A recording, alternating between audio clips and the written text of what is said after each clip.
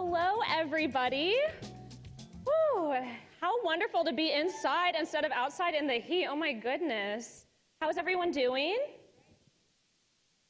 I'm Catherine Passman. I am a researcher at the Crypto Research and Design Lab, also known as CRADL, and I'm going to be your host for the next 3 hours of programming.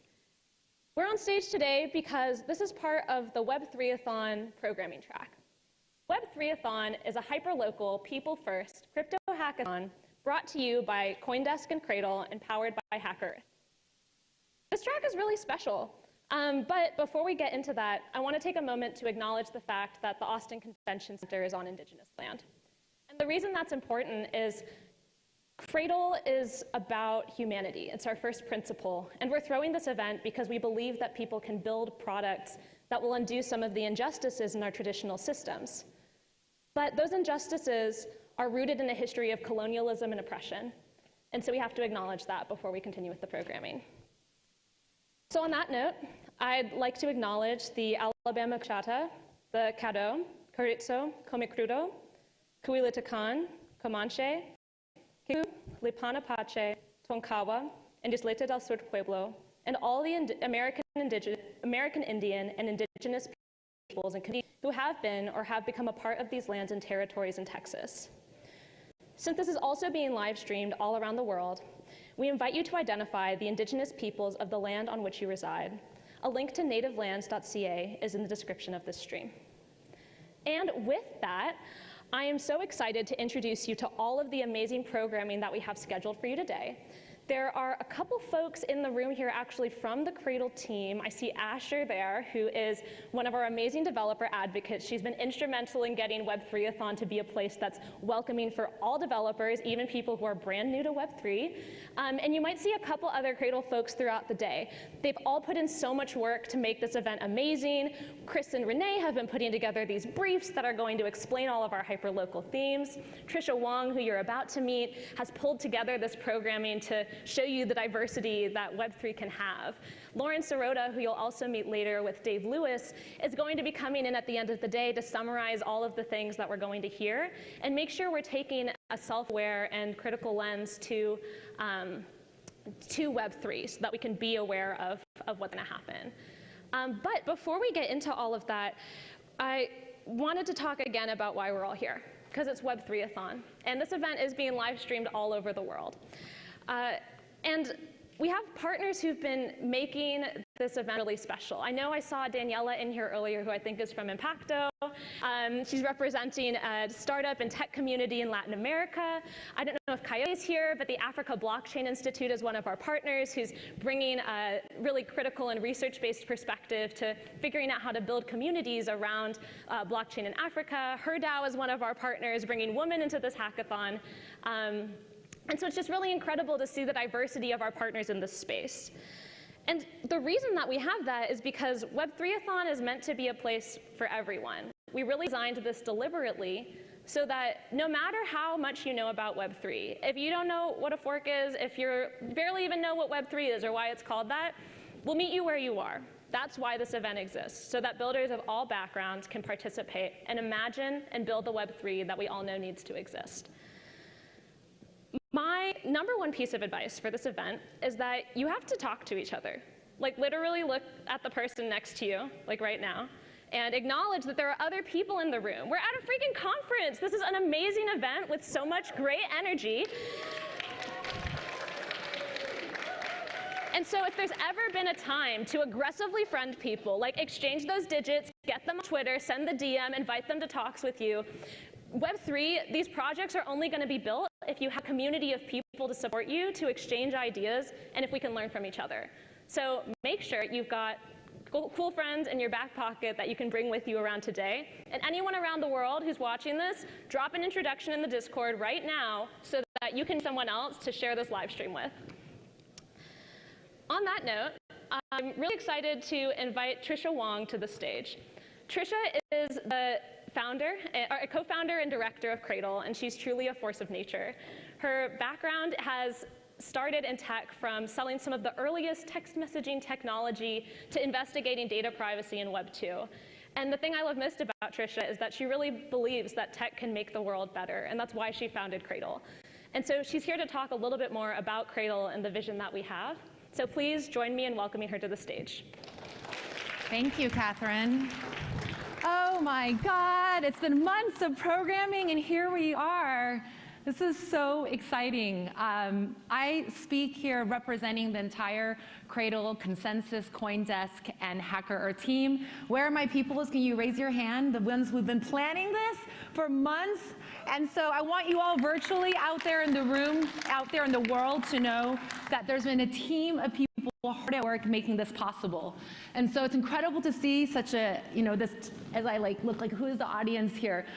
This is the room I've always wanted to be in. I remember going into crypto, many years ago, and I was just like, this space is not for me.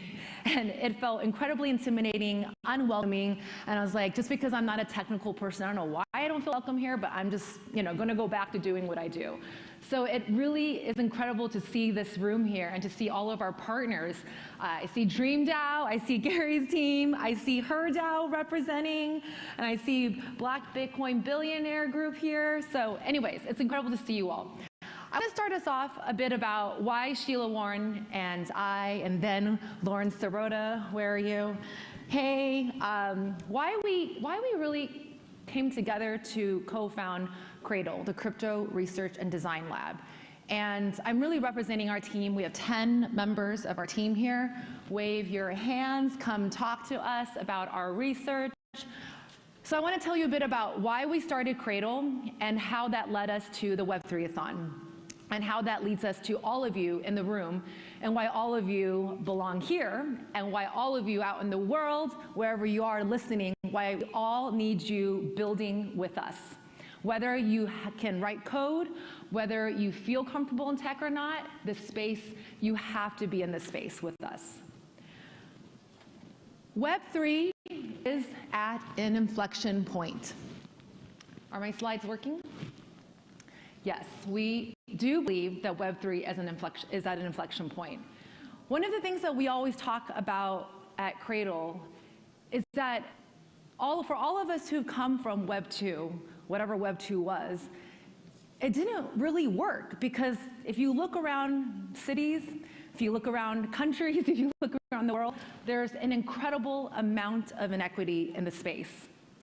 And we know that because usually we go to these, if you, go look around in crypto, if you look around, in your communities, they may not always have, the access to everything that they should have. And so this is why we believe that now is the moment for Web3 to focus not just on the hardware and software, but also the socialware. It's now time for us to move beyond the headlines. It's actually quite off guard. I don't know if does anyone have friends that are like, I'm in Web3 and crypto, and they're like, what? Are you destroying the earth? Are you selling and shilling out, cryptocurrency? Are you engaging in a rug pull? I mean, some of my friends think I'm crazy, right? But this is what's happening in the headlines. And so, but all of us in this room, we know that something is real. If you've made it to Consensus, and if you're listening out on the live stream, and if you're watching this, you know that there's something real, but somehow we're having trouble framing what is the narrative around impact. And this is why we joined up with CoinDesk and HackerEarth to create the Web3athon, is that we believe that a better story needs to be told. And it starts with CRADL, us doing some research to actually understand what is happening. And we believe that we need to learn from and build a better and more equitable internet than what happened in Web 2. So what is Web 2? There's a lot of different definitions, but this is pretty much Web 2, where value is detached from its originators, and ownership of the community is for just a few companies. Well, what is the promise of Web 3?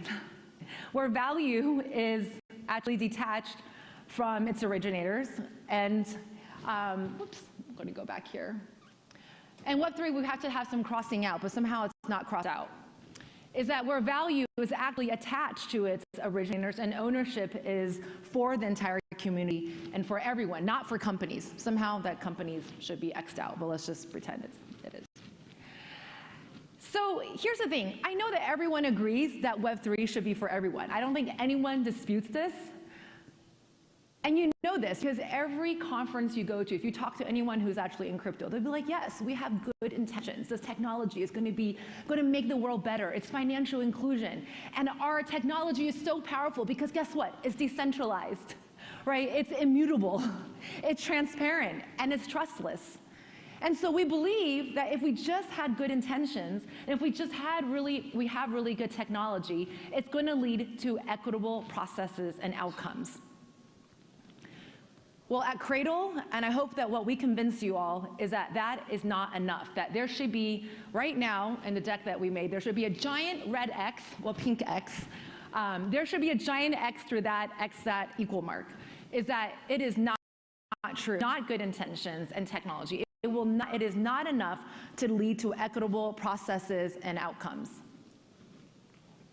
And it may be hard to see because you're like, well, we're all at this crypto conference and we're all like talking about how things are going to lead to good. And why am I telling you that it may not lead to the best outcomes?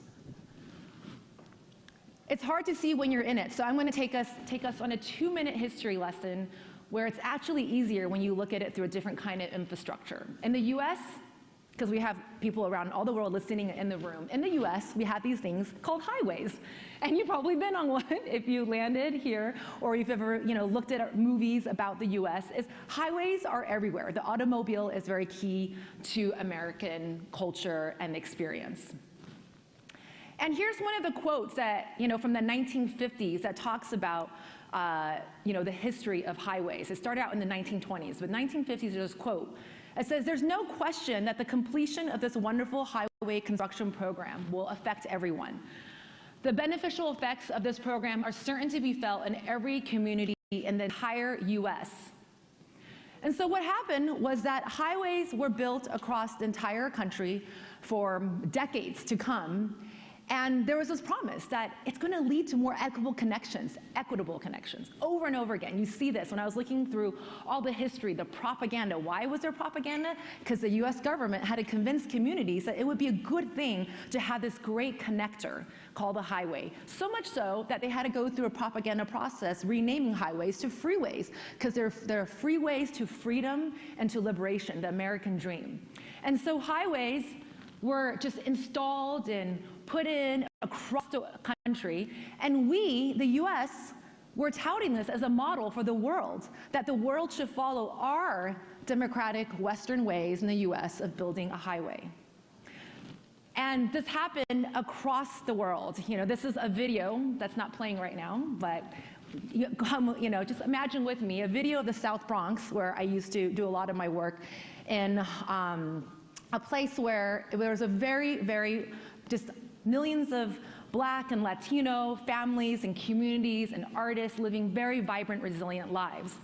And in this video, you see here that there is a highway literally ripping across the community in the 70s, built by Robert Moses. And it just split entire families and neighborhoods apart. And you know what? This wasn't just in New York City. New York City was definitely by far the biggest. But this happened in Austin, where many of us are right now in this room at this conference. On the left side, you see here a picture of Austin, Texas, pre-highway, the I-35 in the 1960s.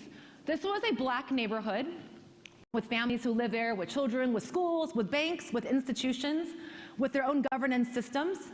And then this is the right-hand side right now, the 1980, where you have the I-35. Same exact spot. What's missing? The people, the hyper-local connections, the relationships, the families, the schools. You see road and you see automobiles, the American dream. And you wonder what happened. Was this on purpose?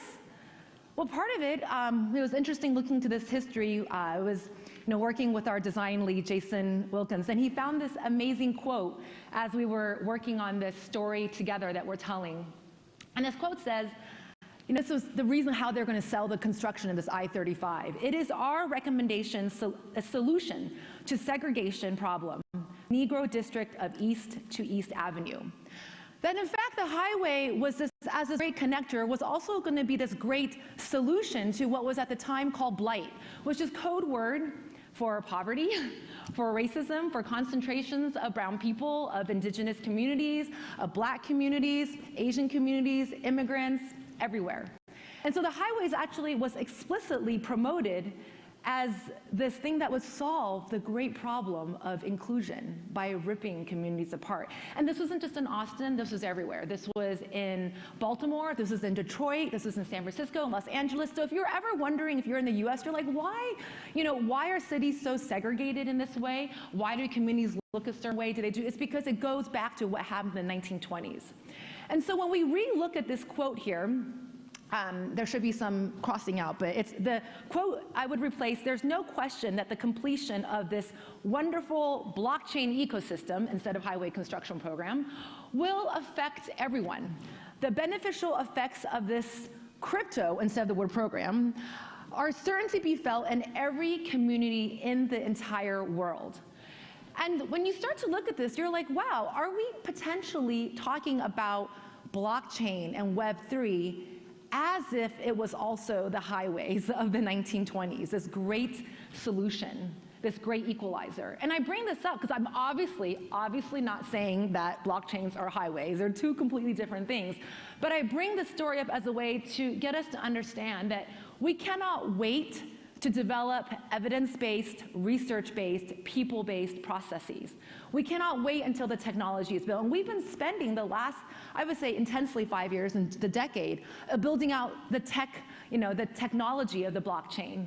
But it is time for us to now build out the peopleware, not just the hardware and the software. We have to do this in tandem, in parallel. There is no waiting, because good intentions and really great technology, as the highway was, there were people who had good intentions. It's not enough. You cannot wait, because if processes aren't built in from the very beginning, they are design-based, people-based, evidence-based, and research-based, it's too likely that we will repeat history over and over again. Because protocols are infrastructure, highways are infrastructure. It may not feel that way, but this thing that we're building that is called a blockchain, and then the consensus mechanisms that we build onto each chain. Particularly, we have such an amazing diversity of chains here for Web3athon. We have 17 plus sponsors. Their protocols are incredible, but they are also infrastructure. These are the new digital infrastructures of our time, especially at a moment where we are now more digitally human than we are physically human. We are more digitally human. This is the first time in history. And so this infrastructure creates path-dependent effects. Any infrastructure that we build, whether it's highways, whether it's nations, whether it's cargo shipping, infrastructure, these are all infrastructure. The internet is infrastructure. It creates these lock-in effects that are very difficult to undo.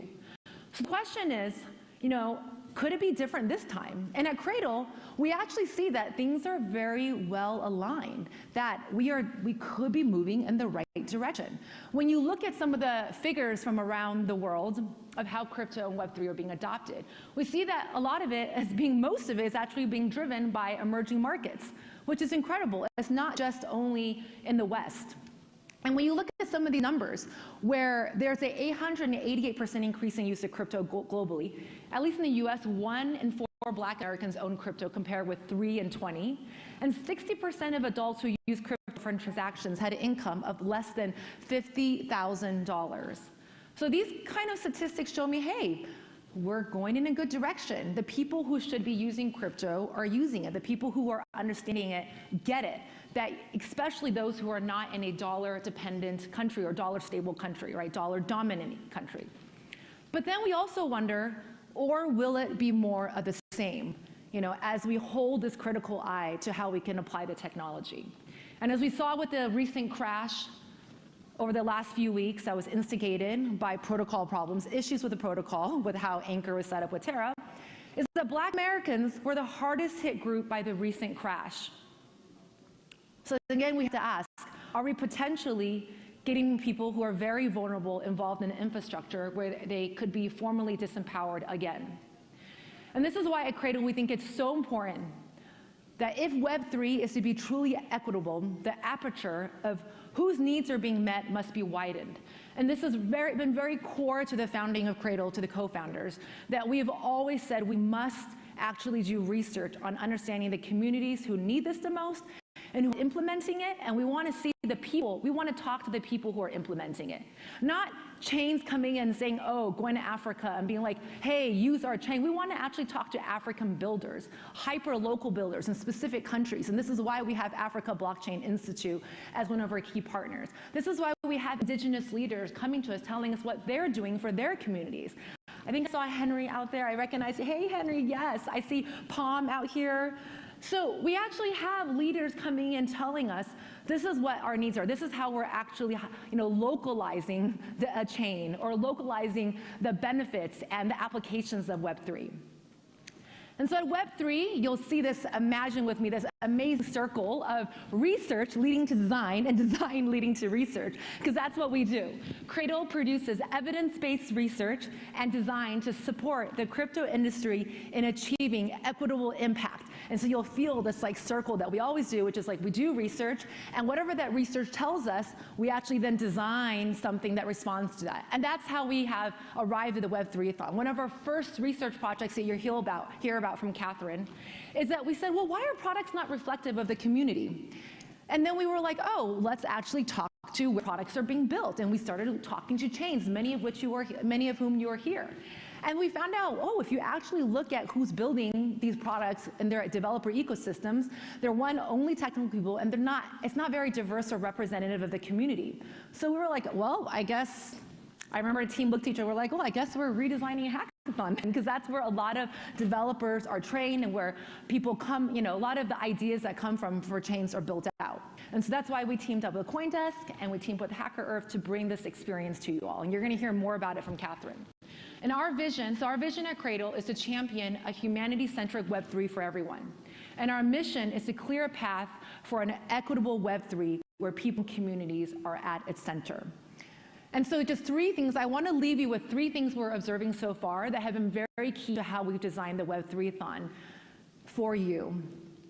Our first observation from some of our research in various communities in LA and Atlanta, I think, James Andrews, you got us to Atlanta out there, who's going to be coming up later, giving a session, curating a session on reimagining hip-hop with blockchain. As we talked to Naja Roberts in LA, we went to her store, and she's a well-known blockchain educator, Bitcoin, especially Bitcoin educator, who's now teamed up with Jay-Z, bring Bitcoin education to low-income communities and to projects in New York. And our first observation is that educators like her are so critical because people really trust community actors over experts and broad-based influencers. Some of the people may not know who Naja is, and you know why? Because she's not trying to talk to you. She's trying to talk to her people who look like her. She's not here because she's on a tour across the US and Jackson. She's going to the South Bronx. She's going to Baltimore because she wants to talk to people and communities who need to understand Bitcoin. Our second observation is that communities that have been disempowered by the current financial system are incredibly more open and receptive to using cryptocurrency as a new form of wealth generation. So if you're someone who says, nah, fiat is fine for me, the dollar is fine for me, and my answer is great, I'm so happy it works for you. But for so many parts of the world, it doesn't work for them. And in particular, communities who have been impacted. This is actually a picture of one of the field sites we've been working at in Miami with OIC. They work with impacted communities, such as communities that have been impacted by the prison industrial complex. And we work with a lot of people who've just recently gotten out of jail. And this is our partnership, their partnership with FTX. And they're understanding how to use cryptocurrency as a form of wealth investment. And then the last observation, which brings me into the Web3athon, is that developer ecosystems are incredibly important. We need them. This is how we're going to get the kind of applications. We need the technology. We need the coders. But they're currently just not diverse enough. And so if we want to actually make use of this incredible, all the various chains and all the blockchains that we built out, we actually need builders from communities. Because in particular for Web3, if it's all about sovereignty over your data, which is something we didn't have in Web 2, and if Web3 is if we truly is about the creator economy for everyone and not the few, then actually we need more people coming as builders now. And it doesn't mean you have to understand the technology. I mean, you don't have to be able to write code. You have to understand the technology. You have to be tech aware, but you don't have to be a code writer. And this is something very important to us, especially as you also start to see new products in the blockchain ecosystem that are no code or minimal code. So we need you to be in this room with us so that you can become tech confident and tech comfortable and code comfortable, even though we're not expecting you to write code overnight. So this is where we leave you, and what I think I'm going to be ending and bringing back our host here, Catherine. It's a question that we all want to ask is, at CRADL team, that we're constantly asking to ourselves. Whenever we're tired and we're after like 15 hours of field work a day or for a week, we're just like, okay, why are we doing this again? We're like, yes, like why right now? Should we wait 2 years? No, because we constantly are asking ourselves, what are we as an industry going to do differently so that in 10 to 20 years, we don't say, we don't actually say, well, who could have imagined that? So we don't repeat a Web 2 moment when we were all so believing, right, that like, oh, these social platforms are going to connect us. Do you know evil? Well, it kind of was too late, because by the time we had mass realization, we had already handed so much of our data over. So we have a chance again with Web3, and when I see all the faces in the room, and when I see all the amazing partners from around the world, I actually believe that we have a chance, because all of you all, we were not at the table when Web 2 started. And so this is why building is so key. So thank you so much from the entire CRADL team, and I'm now going to hand it back over to Catherine. Thank you so much. Thank you so much, Trisha. That was amazing. I think it really captures everything I really love about CRADL.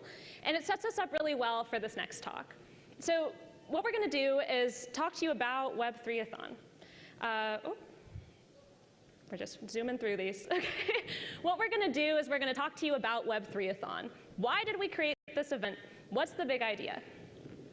So if you have been in Web3 for even a hot second, if you're at this conference, you've probably heard about some of the amazing things Web3 can do. This technology is incredible. It's whether you're talking about DeFi and how it can create financial independence for people who've been excluded by our financial system, or if you're talking about the immutability of the blockchain, allowing us to fix the system that we use to track carbon credits. The future is really bright. But if we look at the way the industry is today, it's not exactly what we thought it would be. First, it's kind of hard to even understand what's going on because there's so much jargon. There's a ton of public skepticism because there's so many scams. And there's really not the use cases we were told would happen when we talked about Web3. And so that's where CRADL comes in. We ask ourselves, why is there a disconnect? CRADL's CRADL's vision is to champion a humanity-centric Web3 that's for everyone. And we do this by clearing a path for an equitable Web3 where people and communities are at its center. And the way we do this is by making stuff. We're not a lab that's just sending out reports. We do reports, but we don't just do that. We also create interventions that change how the industry operates. So that's the reason that we partnered with CoinDesk to make Web3athon. We think that this is the moment that the industry needs a hyperlocal hackathon, and why we think your participation is important, not just for you to launch your project, but, and I really believe this, for the future of humanity. And I know that sounds kind of nuts, but we need to make Web3 a place for everyone so that we can see the world we want. One of CRADL's first questions was trying to understand, how are crypto products made?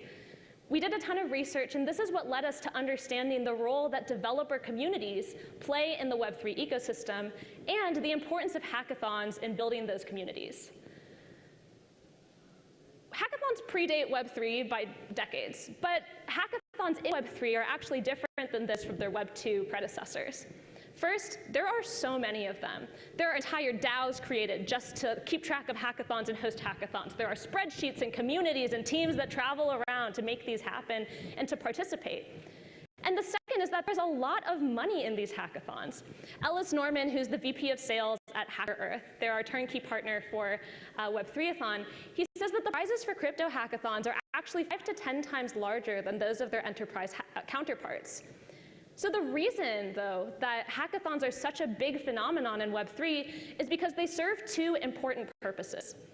The first is that they help you learn the technology. It's really confusing in Web3. It's pretty complicated, and hackathons hackathons give the opportunity to sit down with experts to understand that better. And the second, companies are platforms. They need developers to build on their protocols in order to give them utility. So our research into hackathons is what we use to inform how we designed Web3athon.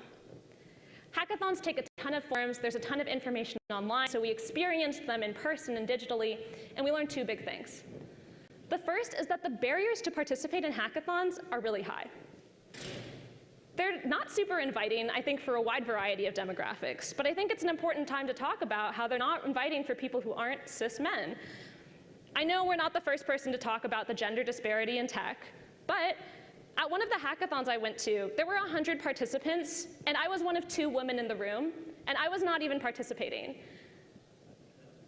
The time commitments are also not super realistic. If you think of the quintessential hackathon, right, where it's a 3-day weekend, you're staying up all night with your buddies trying to solve these problems, super fun, but if you have kids, if you have a job that requires you to work over the weekends, it's just not realistic. The culture is also kind of unapproachable. I know that Web3 is fun. I love to greet someone with GM as much as the next gal, and I love to hodl, but if you think about a Discord, I know all of you have been in a Discord where you were like, what the heck is going on? And that's not ideal, but if it's happening at a hackathon, it really means you're not going to participate. One of the attendees we talked to asked his daughter to proofread his first message and introductions 3 times. And even then, he could not find anyone to join his team. It's also pretty much only for developers. If you look at the way it's marketed, registration flows that ask you what type of software engineer you are, it's pretty clear you're supposed to know how to write code to participate. And not just that, it's really just for Web3. If you look at the front page of a hackathon and it's covered in DeFi and NFT and all this stuff, and you can't even understand the words on the page, what's going to make you think that event is one for you? It makes sense that in the last decade, we've spent time developing the technology, and developers have been the people to get us to where we are today. But it's time for that to change. The utility of blockchain is going to come from people who understand the problems they're trying to solve, and everyone needs to feel welcome to build in Web3. The second thing we learned is that the education at hackathons is tech-centric, not human-centric. If you think of the product development cycle, you can think of it as 3 steps. You listen to what people have to say, you think about ways you might change their problem, and then you build the products that are going to solve that problem.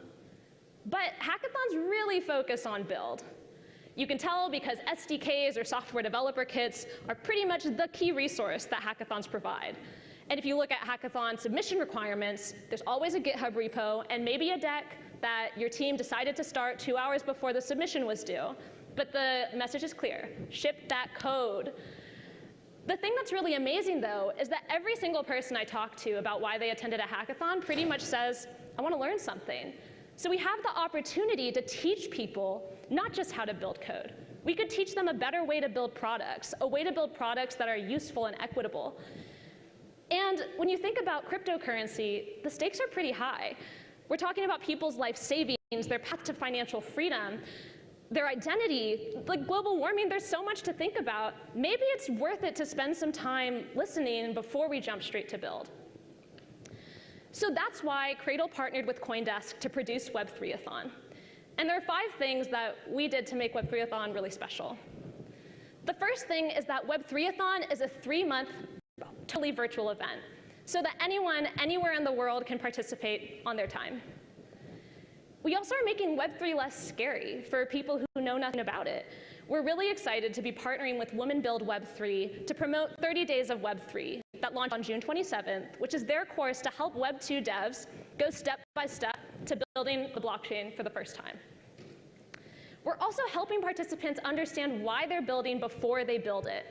Web3athon is 3 months because the first 2 months are dedicated to helping people understand our hyperlocal challenges in detail. It's why we have so much programming over the next 2 days dedicated to understanding those challenges and to learn more about the technology before they commit to the one that they want to build. And then the last month, they get hyper-curated resources from the chains they choose to build on in order to bring their product to life. We're also contributing human stories so that participants can listen, and the SDKs so that they can build, obviously. We've brought in policy and financial experts to help craft the story around our hyperlocal themes, and we've actually partnered with the city of Austin. I don't know if Daniel or Charles are here, but they produced these stories about the history of these themes in Austin as an example for how people can explore these themes and how their community is impacted. And we're also providing thought-provoking leadership, or provoking thought leadership that reflects the diversity that we know needs to exist in Web3. We have so many amazing partners that are going to be speaking and participating in this event over the next 2 days and over the next 3 months. We've got Impacto in the front row. I see Africa Blockchain Institute out there, Coyote. And we have HerDAO. I've mentioned these folks earlier, but it's going to be such a delight to see all of them on stage and see the diversity that we've taken the time to curate so that you can imagine how you could build in Web3. Our belief is that by having a better process, we can build better products. But better can mean a lot of things, but we think the most important thing is that they become more equitable. If we build a utility without equity, we're going to repeat the same mistakes as Web 2. So all of our programming is deliberately designed to ask everyone and invite them to be conscious and thoughtful about the solutions they're creating. That's why we think Web3athon is a meaningful step in promoting equity in Web3. That's why CRADL provides interventions that aren't just reports, because we're changing culture and we're inviting people to be part of the conversation. When I say this is a designed event, I really mean that. I worked on this event and I want to hear what you think about it. If you think anything is strange, if you see a screen or a button or a word, we designed that for you to welcome you in. So let us know what you think. And of course, on behalf of the whole CRADL, CoinDesk, Hackathon, HackerEarth, and CRADL team, we're so excited to welcome you to Web3athon.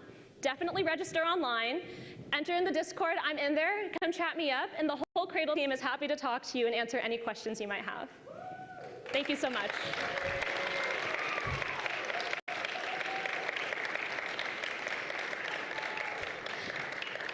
And on that note, I'm so excited to invite to the stage Sheila Marcello. Sheila's launching a product called Proof of Learn, and she's going to tell you all about that. But in a prior life, Sheila actually launched care.com, which is the leading way for families to find ways to manage interpersonal care.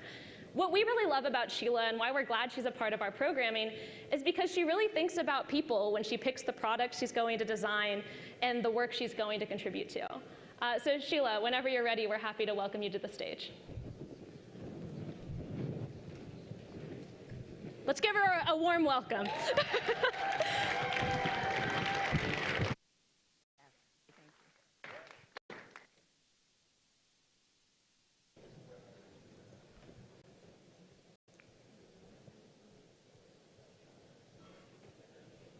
Good afternoon. Hi, everyone. Okay, let me ask you, why are you here?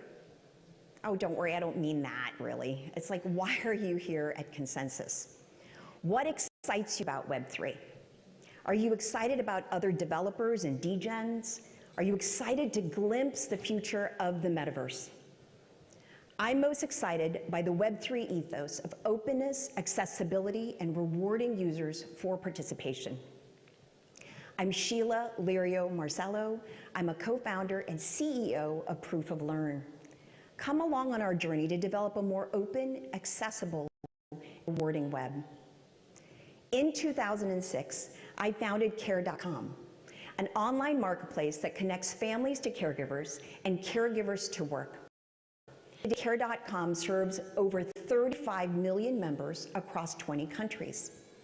In 2014, we went public. The following year, my husband and I attended the World Economic Forum at Davos, where we heard Reid Hoffman and Jim Breyer, VCs we respect, that blockchain will be the multi-trillion-dollar industry of the future. We were busy with care.com. So it wasn't until February 2020, at the height of the pandemic, when we sold the company to IAC, that our curiosity for crypto grew. Soon my husband and I started to learn and invest. It felt like a natural progression. We were early to the internet in Web 1, grew care.com in Web 2, and were intrigued again by where technology was going with Web 3. 18 months later, I watched a documentary about the story of a grandmother in a rural area of the Philippines the country where I was born and raised. Lola Vergi, Lola means grandmother in Tagalog, was 65 years old when she first downloaded a crypto wallet, purchased cryptocurrency, and experimented with a play-to-earn game called Axie Infinity, which she accessed through a scholarship from Yield Guild Games, or YGG. Before long, she started earning a substantial income, enough to put food on the table and buy medicine. I was awestruck. As a creator of applications for social impact, I suddenly realized there would be a huge demand for Web3 consumer applications, but also a huge need to improve the user experience. The VC's passion for crypto was massively and had a potential certainly to make a logical impression on me, but it was seeing Lola Vergi, a resourceful older woman from an incredibly poor background, that tugged at my heart. I've always had a passion for education, and observing play to earn inspired the concept of learn to earn. I saw how it could help meet a growing demand for accessible, high-quality global education. But a common theme emerged whenever I looked. There was a shortage of talent needed to build Web3 and the metaverse. Today, less than 1% of active software developers know how to code on the blockchain. Let me repeat that. Less than active developers know how to code in the blockchain. This means the value of a Web3 developer is massive. It's estimated this small but mighty group has generated $112 million each of value. It was clear.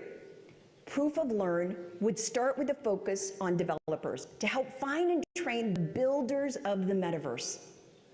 That's when I jumped out of sabbatical and connected with my co-founders, Kevin Yang and Lauren Chernow, and we raised a seed round of close to $17 million this past January. Proof of Learn's premier project is MetaCrafters, an immersive Web3 gaming experience that brings the history and lore of blockchain life while teaching Web2 developers to code on the blockchain. Developers, whom we call crafters, learn within a community of students and mentors, and their skills are verified with a Proof of Learn NFT written to the blockchain, viewable by potential employers.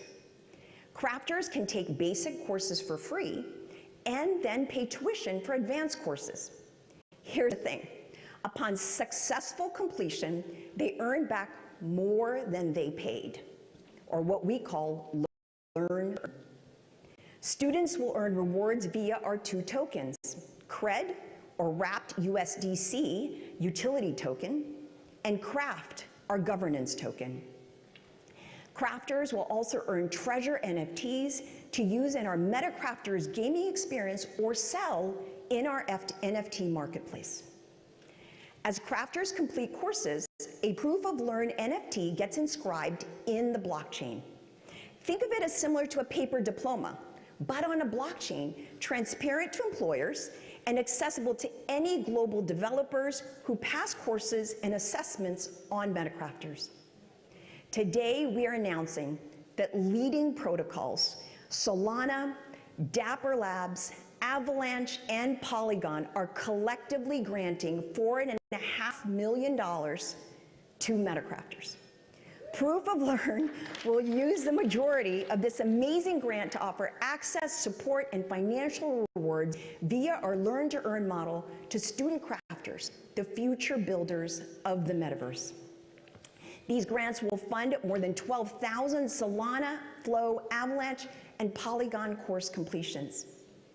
With multi-chain grants a rarity in Web3, let me underline that rarity, Proof of Learn is thrilled not only by the size of the investment, but also by each foundation's commitment to joining our vision and mission to support the developers of the future. Our protocol partners will not only sponsor rewards for developer earnings, they will also help develop curriculum, as well as recruit and hire our developers for their ecosystems. If you want to improve your blockchain coding skills or mentor other developers, come be a crafter with MetaCrafters. If you're an NFT degen, check out our upcoming Genesis NFT drop on June 28th. If you're a protocol, project, or employer, reach out to our biz dev team for more info on sponsorship, advertising, recruiting, and employee hiring and development. Let's do this together. The metaverse is out there, everyone, just waiting to be further built. And the next generation of great talent is out there as well. But we have to break down boundaries, as Tricia and Catherine emphasized, around educational access in order to train them. And that's exactly what we're doing with MetaCrafters, with much thanks to our launch grantors Solana, Dapper Labs, Avalanche, and Polygon. We invite you to check us out on Discord via metacrafters.io and visit proofoflearn.io and to find out how you can learn to earn with MetaCrafters. I've had social impact in my heart. We showed by scalingcare.com. And now with the power of blockchain technology and the Web3 ethos, I hope you will join us on our vision to build the future that is accessible to all.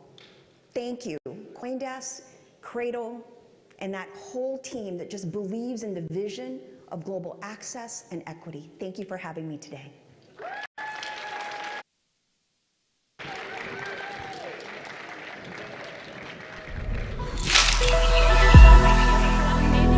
Congratulations! So exciting. Up next, we have Josh Nauer from ReSeed. I'm so excited for you to hear about Josh's project because it really embodies what we're talking about with Web3athon when we talk about hyperlocal. He's going to get into the details, but you might not know that Web3athon has 5 themes: financial health, generational wealth, sustainable cultures and community, environmental well-being, and disaster relief and response. Josh's project is one of the only ones I've seen that hits on all 5 themes through the way he's building with communities. Also, earlier in his life, he was a technical advisor for Obama, and when he's not doing that, he is gardening and growing organic and heirloom tomatoes. So please join me in welcoming Josh to the stage. Yeah, of course. Hi, everyone. My name is Josh, and I'm really excited to talk to you about a project that we've been working on, putting together. And rather than getting into all the key technical details and all the things that you can read about on our white paper on our website, I'd like to actually introduce you to one of our most important business partners in this program. Sandra Braga is a Quilombola woman. She's a farmer that's lived on, her family has been on her land in the Brazilian Amazon for over 300 years. Sandra's income that her family, and she's allowed me to share this information, the income that she generates from her farm every year is around $20,000 US. That is not enough money to keep her family stable and secure on their land, or to keep from potentially selling her land and selling out her land to the commercial developers and agribusinesses that surround her land right now and have bought out most of her neighbors. Sandra and farmers like her are on the front lines of the fight against climate change. And that's because they are the keepers of lots and lots of carbon. They store carbon in the plant material that they have on their land, in the trees, and in the crops that they plant and harvest, and also in the soil that they manage and have managed for hundreds of years, using techniques that go back thousands of years. We've measured that Sandra has about 1,000 metric tons of carbon that she stores on her land every year. All of that would be destroyed if she sells out to the agribusiness company that bought out her neighbors and are right now planting soybean crops. There are 500 million farmers in the world that are in the exact same position as Sandra. They are under threat. They are protecting the last vestiges of carbon that is stored in the ground. And if it gets released into the atmosphere, we will continue to exponentially increase the amount of carbon that we put in the air and the dire threat to the planet. Not only that, but small farmers are responsible for 80% of the food production in the world that humans consume. The current carbon markets, though, don't value the carbon that sits on their land. Small farmers have no access to this type of marketplace. And they, well, I'll keep going. And they basically are, it's too expensive for them to get access to the market. It takes too long for them to get paid, and it's way too complicated and take years for those carbon assets to get to market. So at ReSeed, we've come up with a different solution. We actually value carbon as an asset and pay farmers for that asset. And we've created a marketplace to generate the demand for it that we bring to market to investors, companies, and individuals who want to reduce their carbon footprints. So basically, the fundamental concept is make it easy for farmers to gain access. They don't have to jump through a lot of hoops. They download an app. I'll tell you about that process in a minute. And make it very easy for them to get paid quickly. Whether they want to get in crypto, which most don't, just so you know at this point. Hopefully we'll get there. But if we need to, we pay them in their local currency. So here's how it works. Step one is that Sandra, and she's already done this by the way, but she enters data through our app. Every bit of data that she uses that we prompt her to that describes her farm is written into the blockchain. Step two of this process is that data is then verified by satellite data and AI technology and bots and all that stuff that basically helps us verify and quantify the amount of carbon that she actually has on the land. We repeat that process every 6 months. And that's how we keep tabs basically on the fact that those carbon assets are still there. So our farmers are able to start getting paid almost immediately. Each metric ton of carbon is tokenized. So it's an asset-based token that is based on a real-world asset that our farmers are collecting and we are verifying. And basically, those tokenized assets are brought to market through the ReSeed marketplace. And then, immediately upon the sale of her token, Sandra gets paid. And basically, that process can repeat itself over and over again every year as we are able to generate those metric ton tokens every year off of her land. Remember that this doesn't just apply to Sandra, but let's look at her results. The 1,000 metric tons of carbon that she has on her 20 hectares of land, we've actually, as of this morning, I'm really excited to say, we've sold the tokens for Sandra's land. We just opened up our marketplace for this, and Sandra this year will make $20,000, doubling her annual income. But it's not just about Sandra. We currently are working with 5,000 farmers during our initial test that represent over 2 million metric tons of carbon. Those 5,000 farmers happen to be in Brazil, but we are later this year planning on releasing an app that any farmer in the world will be able to download and join this market. So we expect to hit about 1 billion metric tons carbon that we are annually bringing to market by 2028. And the pre-sale of our tokens started now, this morning. And as I've mentioned, we've already started selling a whole bunch, and our farmers are already going to be starting to see the revenue flowing to their accounts as a result. So we also are announcing another thing, which is that we thought when we started this process that we would just basically be bringing carbon tokens to market and that we would wholesale them, right, and let other people work on distribution. We were approached by one of the largest gardening information websites in the world, a Web 2.0 company that wants to jump in to our world. They have 150 million gardeners wide, and they, as of today, have announced, the website is gardeningknowhow.com, that they will be providing our carbon tokens to their 150 million gardeners, and specifically helping them offset their own, reduce their own carbon footprints through the use of the purchase of these tokens. That is a consumer demand and a consumer marketplace that we couldn't have dreamed of when we first started this project, and we're very excited about that. So what I'd like to do is, I've been talking, we actually wanted to have Sandra come up and speak to you directly. She wasn't able to, unfortunately, but I have a video of her and said in a message that she wanted to give to the audience. Nope. Meu nome é Sandra Pereira Braga, sou quilombola do Quilombo Mesquita, aqui do estado de Goiás. Estou aqui a 6ª geração, descendente de pessoas escravizadas, e morando nesse território Quilombo Mesquita, que completou 276 anos esse ano de resistência, história e cultura. Nos territórios quilombolas, são territórios que estão impactados com a especulação imobiliária, com grupos políticos, pessoas que vêm querendo a compra e a venda dos nossos terrenos, outros interesses dentro da nossa comunidade. E se isso continuar, como vamos sobreviver para manter as nossas gerações futuras? Essa renda extra de carbono que receberemos para a manutenção, continuação, do que já preservamos circularmente é importante para a garantia dos nossos territórios, que assim nós vamos conseguir um planeta melhor, uma alimentação saudável, uma vida saudável, que é o que nós precisamos. Sozinho será muito difícil fazer algo, mas com todos os colaboradores, podemos fazer muito mais para manter esse planeta de pé. Junte-se a nós. So Sandra is obviously pretty excited about what we've been able to do together and has actually recruited all of the other firms in her community to join our network, which is just amazing. That is the type of business development that I want to see happening in the world, and I want us all to start looking towards participating, how we get communities engaged in that way. So I was asked to just quantify and talk about how we're quantifying our impact, and I will do that quickly, almost out of time.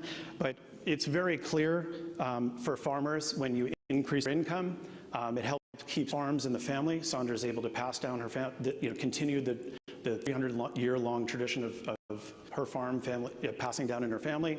When you do that, it helps improve the way of life they have and helps them feel secure, which is something that many of us take for granted. Local communities, when this is done, are basically held intact as opposed to being plowed over by agribusiness and other types of development. It increases funds for community programs that are needed, medical support, security, infrastructure, all the types of things that they want, and it stabilizes local business ownership and entrepreneurship in the community, which is interesting. For the planet, hopefully it's obvious, this is a plan to help reverse climate change at scale globally. If we are able to harness anywhere close to the 500 million small farmers in the world, we are going to be able to pull down incredible amounts of carbon out of the atmosphere, and it'll be one of the things that we need to do as a species to accomplish our goals by 2030 and 2050.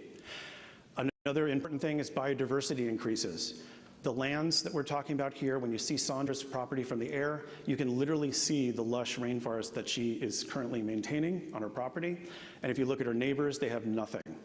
So the biodiversity and ecosystem health goes up, global food security, and obviously it protects the planet for future generations. So in summary, we'd like you to join us. I don't like making pitches from a stage necessarily, but I will say that we are currently pre-selling our carbon asset-based tokens. You can do it right through our website, which is reseed.farm.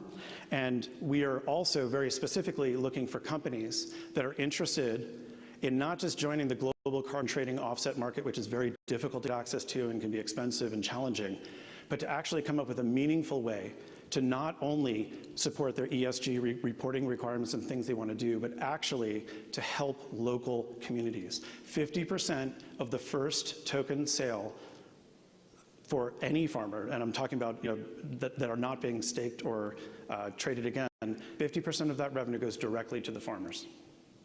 So you, as your company, and the companies that you know and care about, can actually have a great story to tell your customer base about how you are actually not only helping with carbon, but helping local communities as well.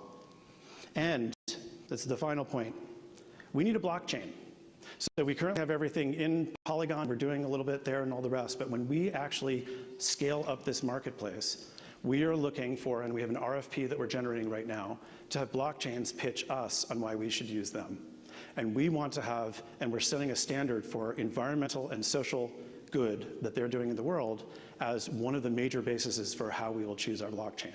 And if they want the billions of dollars that we plan on moving through this market and access to communities all over the planet, hopefully somebody will come up with some good stories for us, because right now, much of what we're seeing is not that impressive, and we'd really like to see blockchains step up. So if you have a blockchain and you're in the audience or know of others that might, we are looking for a place that wants to engage with this incredibly community impactful and environmentally impactful project and scale with us.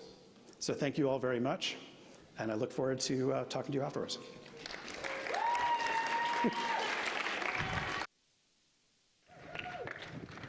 Thank you so much, Josh, for that amazing talk. One thing I want to mention that I don't know if was super obvious is Josh is not a technical person. This is exactly the sort of project that we want to see more of at Web3athon, right? He's going out there and rallying the resources, figure out what he needs to do to make this a reality. And he's sending out a request for proposal from the chains to figure out what chain is best to build this solution, not saying, this is the chain I want, what can I do with that? This solution first, problem first sort of approach to building is exactly what we want to see more of at Web3athon. And the other thing I love about Josh is that he really wants this to be successful. He's had conversations with the CRADL team about how to make this better. I'm sure if any of you talk to him about his thoughts, not to put him on the spot, but he wants to know what you think. And that's why I'm so excited that later today, at the end of the day, we're inviting Dave Lewis to give the summary of how the day's been going, because Dave was on stage at NFT ATL, and he brings a really insightful perspective and a critical lens to make sure that everyone's doing the right thing in Web3, and he'll be joined by Lauren Sirota. So look forward to that, don't go away. But up next, we have Kyle Becker. Kyle is a design strategist, and we are so lucky that he is also a CRADL team member. He is experienced in evaluating and designing digital financial products in all around the world, including Myanmar, Rwanda, Nigeria, and Kenya, and Mexico. And his presentation, I don't know if you've had the experience where you go up to a door and it's a pull door and you push and you're like, God, why can't I get in? That's how everything in Web3 kind of feels right now. And the presentation is to explain how we can make Web3 usable. Please welcome me and join me in welcoming him to the stage.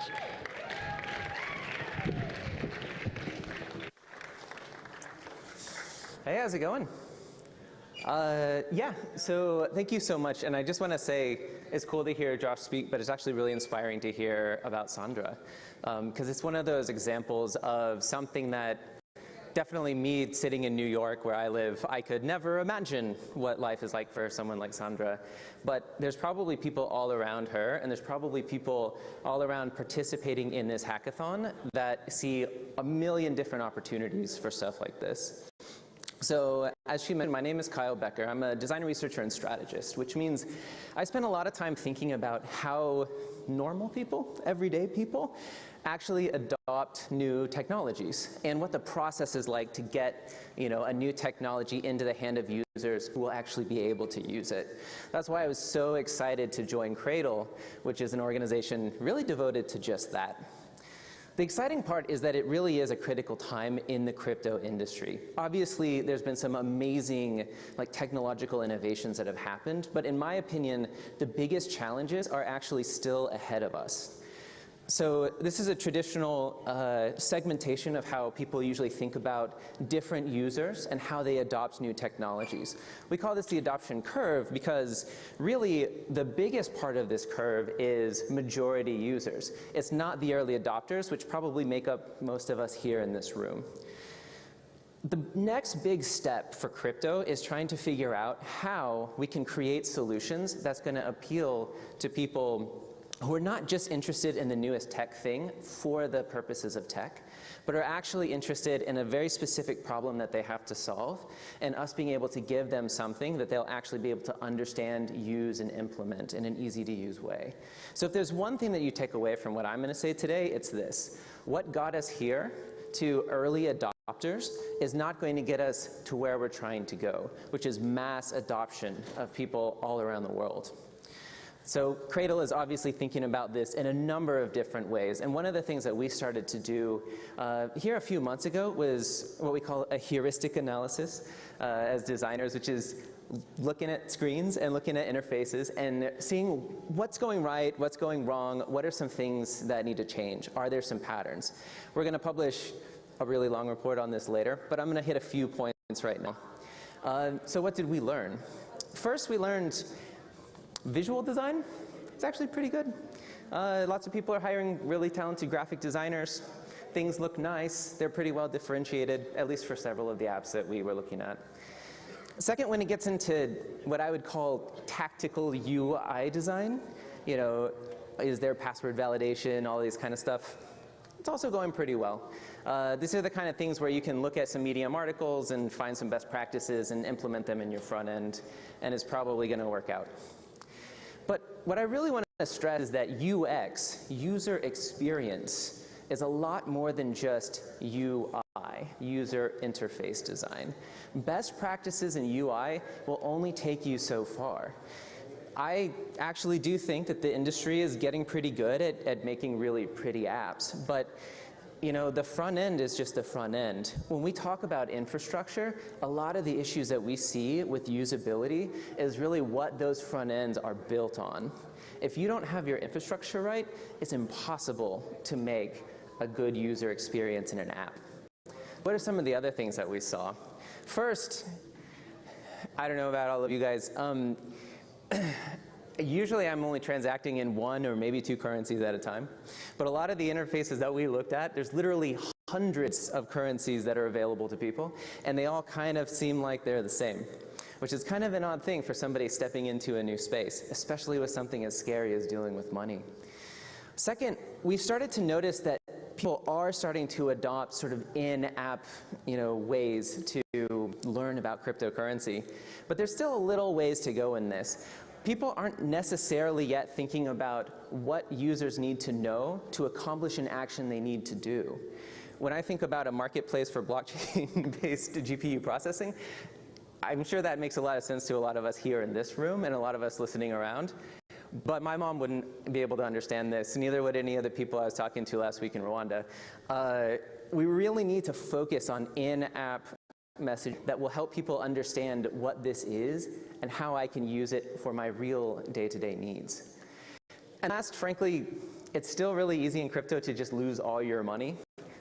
It seems like this is in the headlines a lot. And while I don't think we should focus necessarily on headlines all the time, our future users are also seeing these headlines and hopefully not, but probably making some of these mistakes. Nobody's going to buy into a system where you can potentially lose everything. So I just want to mention 3 things to keep in mind for right now in closing for today. And then obviously this is going to be a conversation we'll be having for several months. The first is transparency does not necessarily equal trust. I've seen a lot of things called transparent in crypto. A lot of us know what this means. We know how the blockchain works and all this kind of stuff. But to be perfectly honest, my mom has been using fiat for decades, and she doesn't know anything about how automated clearinghouse works. And she's never needed to, and still she's trusted in that system. So we need to really start thinking about other mechanisms of trust. What does authority mean in trust? What does word of mouth mean in trust? What does one's private experience mean with trust? We need to expand the conversation on trust itself. We need to make sure that there's not landmines. There needs to be no way in some type of front-end application for someone to make a huge mistake for which there's no going back. This is fine for early adoption users who are just trying to see what the potential technology is, but it's not going to work for mass market adoption. And then last, less is more. So this is one of the apps that we looked at. Send money across the world instantly. I know exactly what this is. This app doesn't do very much, but it's very easy to understand exactly what that value proposition is. And as you go through the app, it continues to be minimal. We don't charge fees. I can understand that. This is a home screen. There's not much on it, but man, it's easy to use, and the UI is pointing the user to exactly what they do to accomplish the promise that this app is making.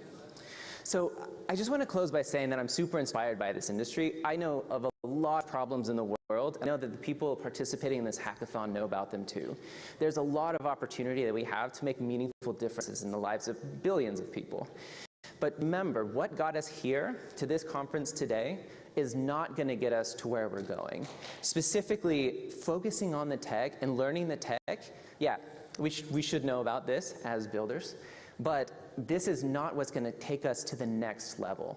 If you're somebody who knows a lot about the context of a problem, you're exactly who should be participating in this hackathon with the people who know everything about the tech. And if you know everything about the tech and you think that you have a great idea, make sure you're investing a lot of time in understanding things through the eyes of your user. That's the only way you'll be able to build something that people will actually be able to adopt. So thank you so much for your time today. Definitely keep in touch. This is our CRADL Twitter. We'll be coming out probably in a month or two with kind of a much more robust report. I have a draft that's over 100 pages, so I need to get that into something a little bit more manageable and usable. But definitely keep in touch, and I look forward to seeing everything that everyone creates these next few months. Thank you.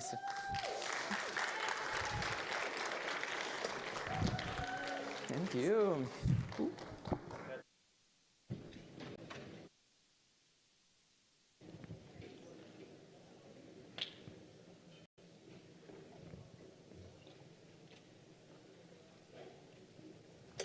Oh, that was amazing. Can we give Kyle another round of applause? What I really love about Kyle's presentation is that it really represents the work that we do at CRADL. It's evidence-backed, it's research, but it also is a wonderful segue to this next session, which is an interview with filmmaker Adraint Bereal. Because as I mentioned, CRADL doesn't just put 100-page reports out into the world. We put usable things that make people feel something to help them understand the potential of this space. So Adraint Bereal is a Black filmmaker, and some of his credits include, my favorite project of his is called The Black Yearbook, and it was his senior capstone project. He was a student at UT, and it's about the experience of being a Black student at a university where 2% of the population is people of color. And it's going to be produced into a book soon by Penguin, so that's very exciting. He's going to be joined on stage by his former teacher, Jason, who is a designer at CRADL. And Jason is incredible. He's brought so much beauty and elegance and soul to CRADL's work. And the credit of his that I think is the most impressive is that he was one of the founding members of UT's School of Design. And he sort of championed some of these processes to ensure that there was diversity in their graduating classes and in their student body. And so I'm really excited to see this conversation for a film that Adraint's produced about the culture of Black crypto.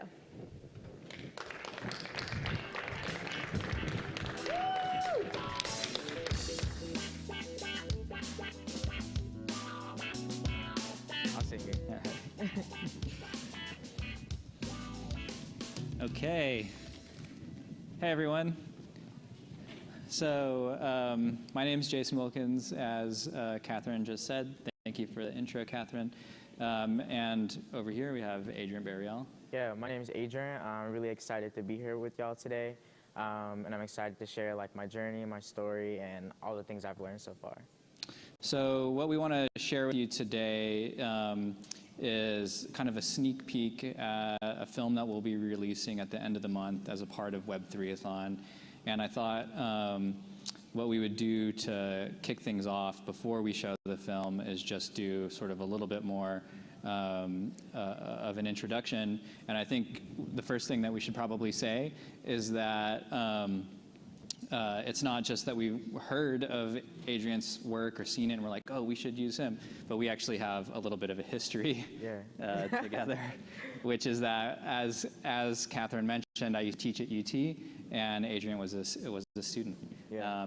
And fortunately for me, he invited me to kind of sit in and watch the Black Yearbook being made. So do you want to talk a little bit just about what the Black Yearbook is? Yeah, so I'm originally from Waco, and I went to UT Austin, got my bachelor's in design, and while I was attending UT Austin, I was completely having a fish out of water experience, and coming from a really small hometown, going into this huge city where I'd never really experienced engaging with so many varieties of communities of people, but also just being exposed to whiteness on such a larger scale. It was a huge shock to me. And during my junior year of college, I enrolled in an advanced photography course, and I had initially wanted to write and photograph images that were about Black men and femininity, but then I realized there were too many nuances to communicate in a semester. So following that, I ended up broadening my scope just a little bit after doing some research and learning that in that fall, only 925 black men had enrolled at the university, which is 1.7% of the student body at that time. So that really, that number, we knew the number was low, but we didn't know it was that low. And it got brought into real perspective when one of my peers said you could fit all of the black men in Hogg Auditorium and still have seats left over. And that was really shocking to me because Hogg is where we would host different student events. It's where we host our orientation for incoming students. So to actually be able to see that in person really just like shocked me. So following that, I made a book called 1.7 where I interviewed 25 black men about their experiences on campus. And following that, that became the catalyst for the Black Yearbook. And so the Black Yearbook is a more expansive version, more holistic, more encompassing of many more black students. And so it includes over 200 essays and interviews, photographs from students that essentially aim to express, our experience and really try to help understand what we go through or went through on a day-to-day basis there.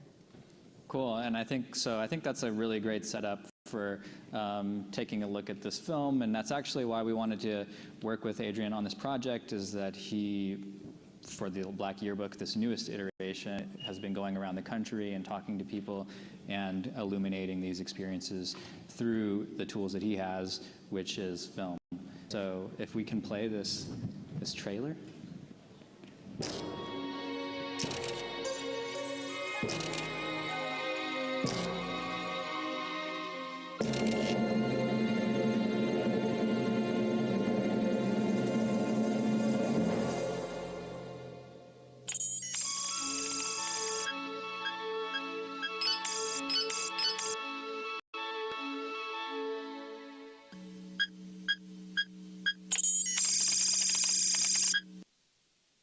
Diversity, inclusion in this space has still got to be a thing. Everywhere I go, it's me and my husband and maybe 2 or 3 other blacks out of thousands of people. There has to be a massive move towards educating and getting people in this space. And so we've got to really work hard to make sure that this just does not come another good old boys club. And that's the bottom line. And so, not that we don't love everyone, but we've got to do something to make sure that our next 157 years does not look like our last 157 years after Emancipation Proclamation.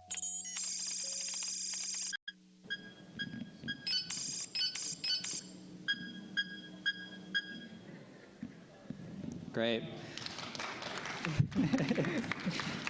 So you've heard a lot about Web3athon and what we're trying to do with it, and part of that is providing resources that will help sort of expand the imagination of the participants so that they're building things that are focused on people's needs in a hyper-local way. And so where I wanted to start off with is the way that this trailer opens with it, which is with a quote from bell hooks that's talking about the power of the image. Can you talk about, for those who don't know, maybe a little bit about the significance of bell hooks and why for you she's an inspiration to you as a director? Yeah, I mean, bell hooks is a phenomenon, mother, and so many things for so many people. And I'm really grateful for authors like bell hooks that really paved the way for a lot of thinking around books like All About Love and a couple of our other works, Art and Visual Politics, and really just trying to understand what it means to be a black image maker. And so I felt that it was important for me to include that quote in there because it really shapes, I guess, the way that I make images as well. And so that was a really strong emphasis behind why I wanted to use it. And I think I'm also really grateful for her even existing because I think sometimes we tend to walk ourselves into circles, essentially trying to think about things that people like bell hooks have already done the thinking for us about. They've done the scholarly work, they've done the writing. And so we don't need to unwrite, these really amazing people that have given us the tools to better understand ourselves and collective groups of people. So whenever we were coming up with and conceiving of Web3athon and what the challenge areas are, we kind of said that we can't talk about generational wealth building, we can't talk about financial health without talking about Black Americans. And you've been going around the country to LA and Atlanta, New York, and now here in Austin, talking to various people. Who are some of the people that you've talked to so far for this film, and what are some of the like threads or themes that you've heard? Yeah, I mean, I think all the people that I've talked to are incredible, like self-starters. James Andrews, Naja Roberts, Leona Carter, and a handful of others I see out in the crowd. And so I think the common theme that I've seen so far is really being able to carve out your own path and really being able to make something that is your own and not have that taken away from you. And I think going back to that quote of, images can take away, I think Black people in America for so long have had our image reduced down to a specific type of insignificance. And over time, as we have grown more agency in these spaces, we have collectively tried to add back to that image.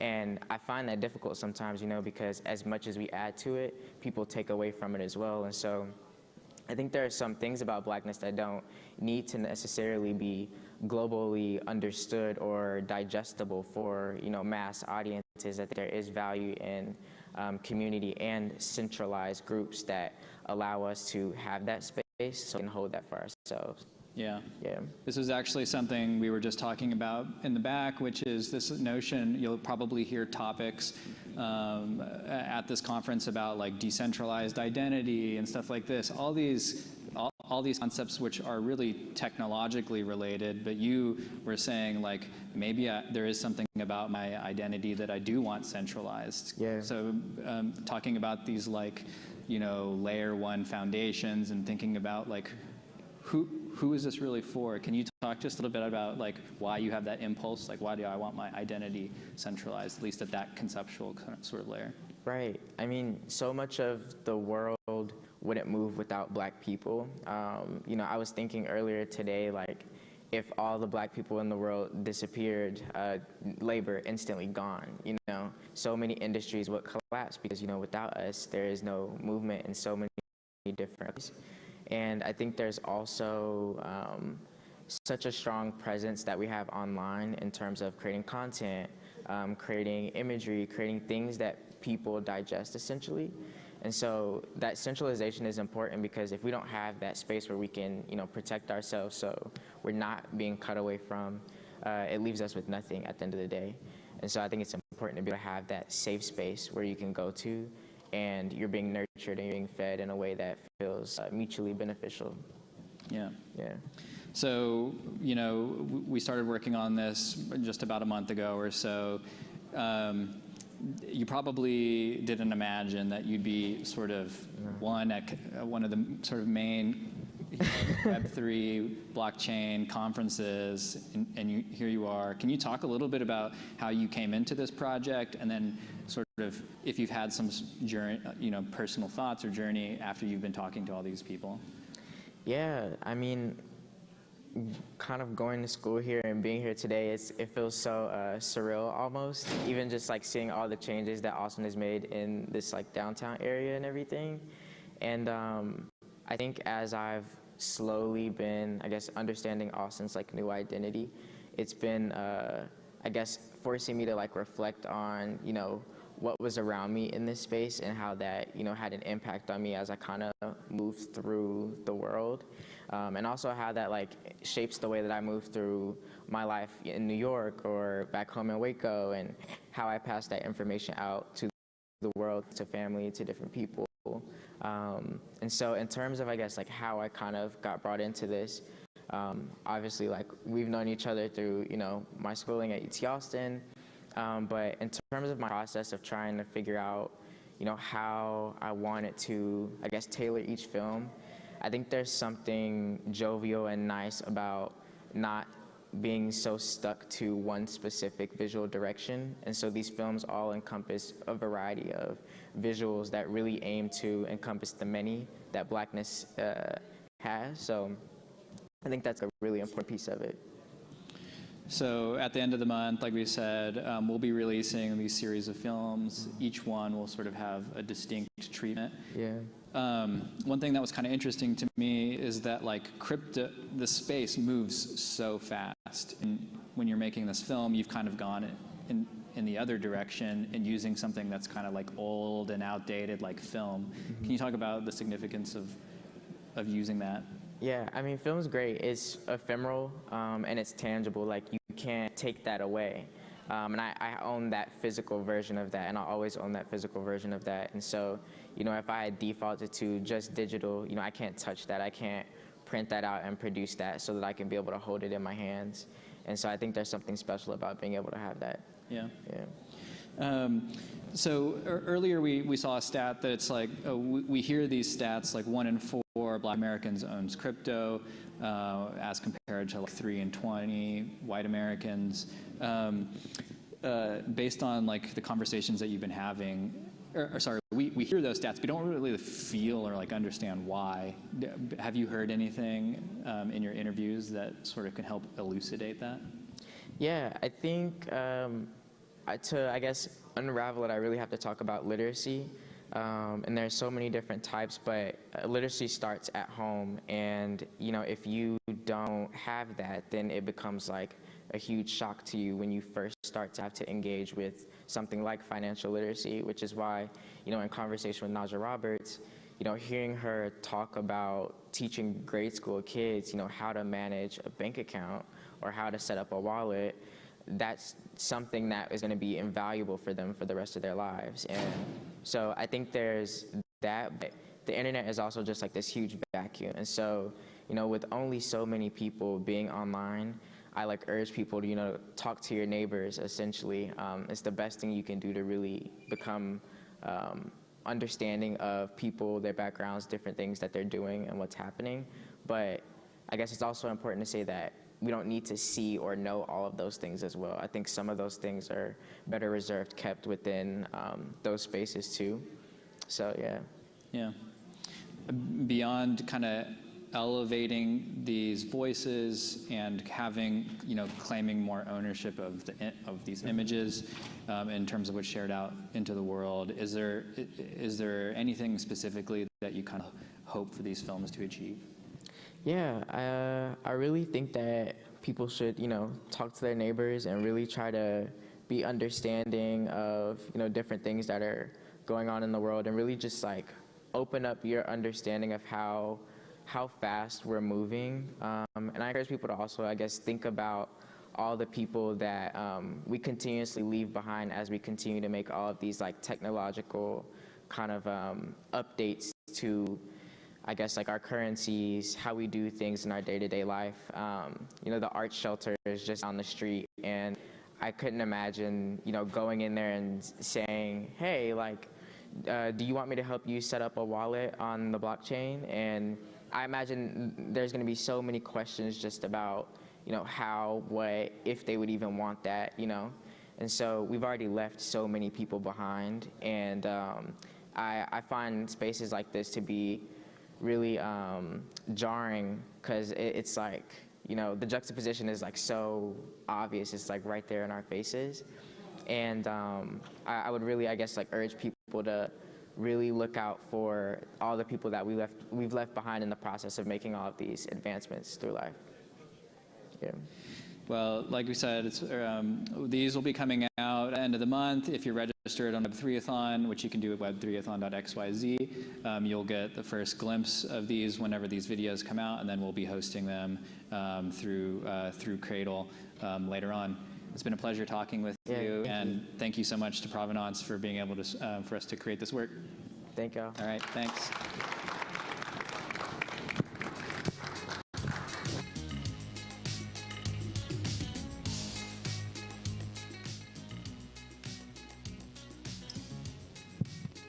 That was just a little sneak at what's going to come out.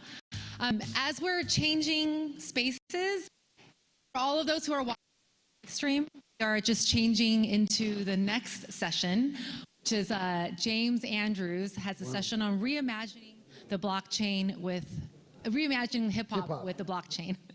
But one person I want to bring up before we do that is our co-founder of CRADL, Sheila Warren, and also CEO of the Crypto Council for Innovation. Sheila, I know you've been running around. You're also running you have a podcast, Money Reimagined, with Michael Casey. You were just filming. So Sheila's making a quick stop to say hello to the whole audience listening and watching on the live stream, and to everyone in the room. And later on, we'll also have CRADL co-founder Lauren Sirota give the closing remarks. But first, I'm so excited you're here because we've been talking about CRADL for so long, and we've been talking about what design looks like and what evidence-based research looks like. So I would love for you to say a few words on, like, what does it mean? What does it feel like to be in this space? And we're here. I'm going to hand it over to you. Yeah, well, first, we have to do a hug. We have to do a quick moment of acknowledgement of this. Yes. Huge moment. It's real. We're not kidding. So when she says we've been talking about these topics for years, it's really been years. Trisha and I met when we were thinking about responsible and equitable data and justice for data, and how data was being exploited and used in ways that had zero connection to any of the individuals who really owned that data, whose data, there was no accountability in any of these systems. And we talked about all of that, and then I became more and more familiar with design work, the work she and Lauren were doing, and we started to really talk about how the vision that we have, the vision that I hold as CEO of CCI, is a more equitable web, a web that is open to everyone, where you don't have to be what I call pre-wealthy, right? You don't have to have pre-knowledge. You don't have to have certain kinds of exposures or access or life circumstances that make it possible for you to engage in this world, in the digital economy that is kind of like coming for all of us, whether we like it or not. And we were observing, I think all three of us, Lauren, Trisha, and I were observing that was not the path things were taking. Rather than learning from legacy financial institutions, rather than learning from big tech and Web 2, and the acknowledged mistakes, these are not hidden mistakes. Like, we're very aware of these errors that have happened. We're reporting a lot of that into our new ecosystem.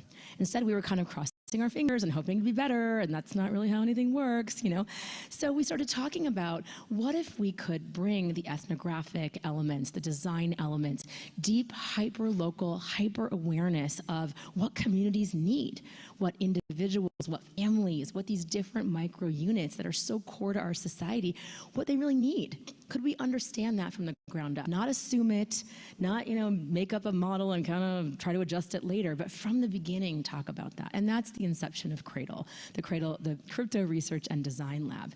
And the idea is to take the research that the team has been doing, which you've heard a lot about today, and connect that into design.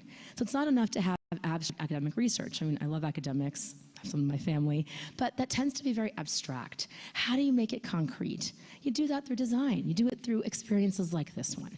So I could not be more overjoyed, and it is honestly, I'm so grateful for you making space for me today to talk about how passionate I am about what you're all doing, what we're all doing, what we're going to continue to do beyond this weekend.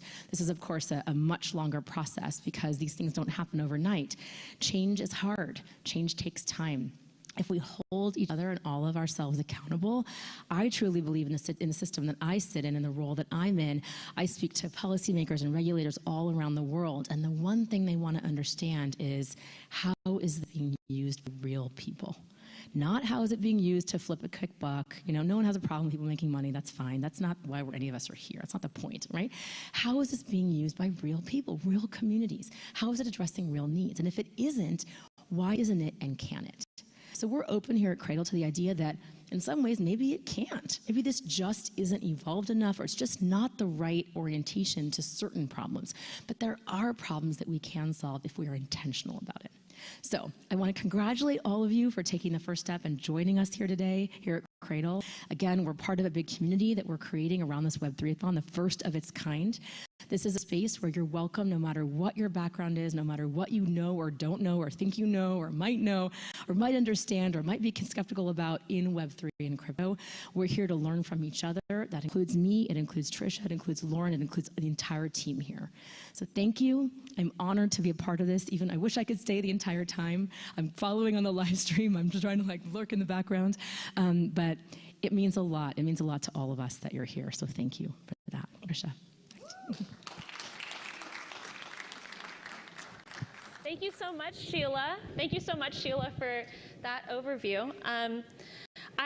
really love what Sheila has to say because I think it speaks to, again, like the future we imagine where Web3 is really built for everyone.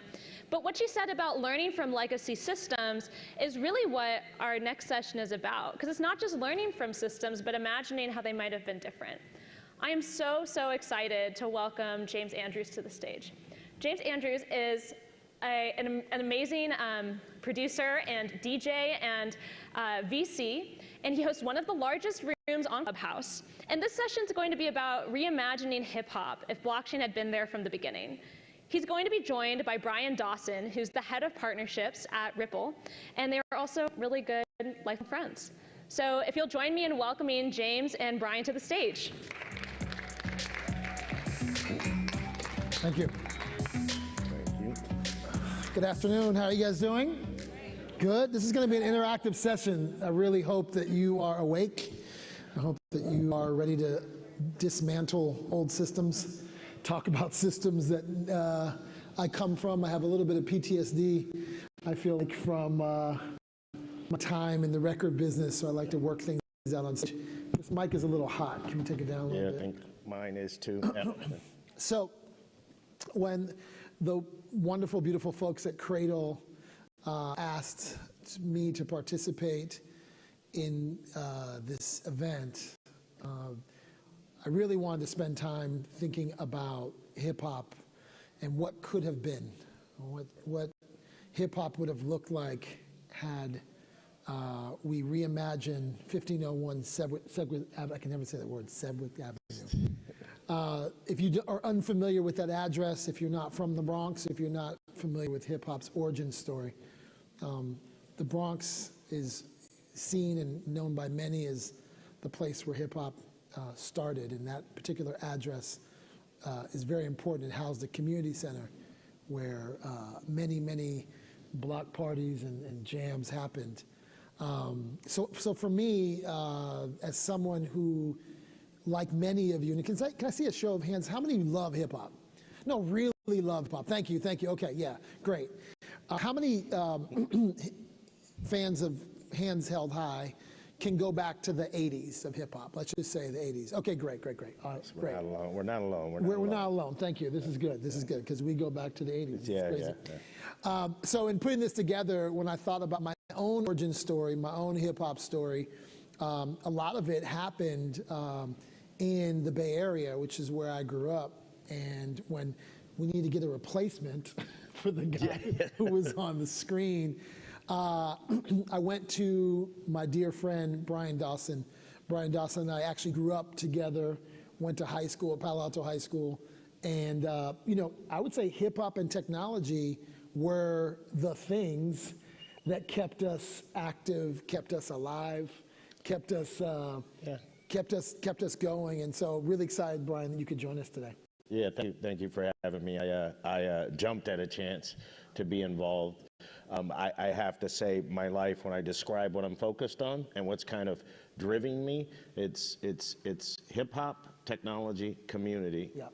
And here we're bringing all of that together. Yeah, so thank you. That's great. So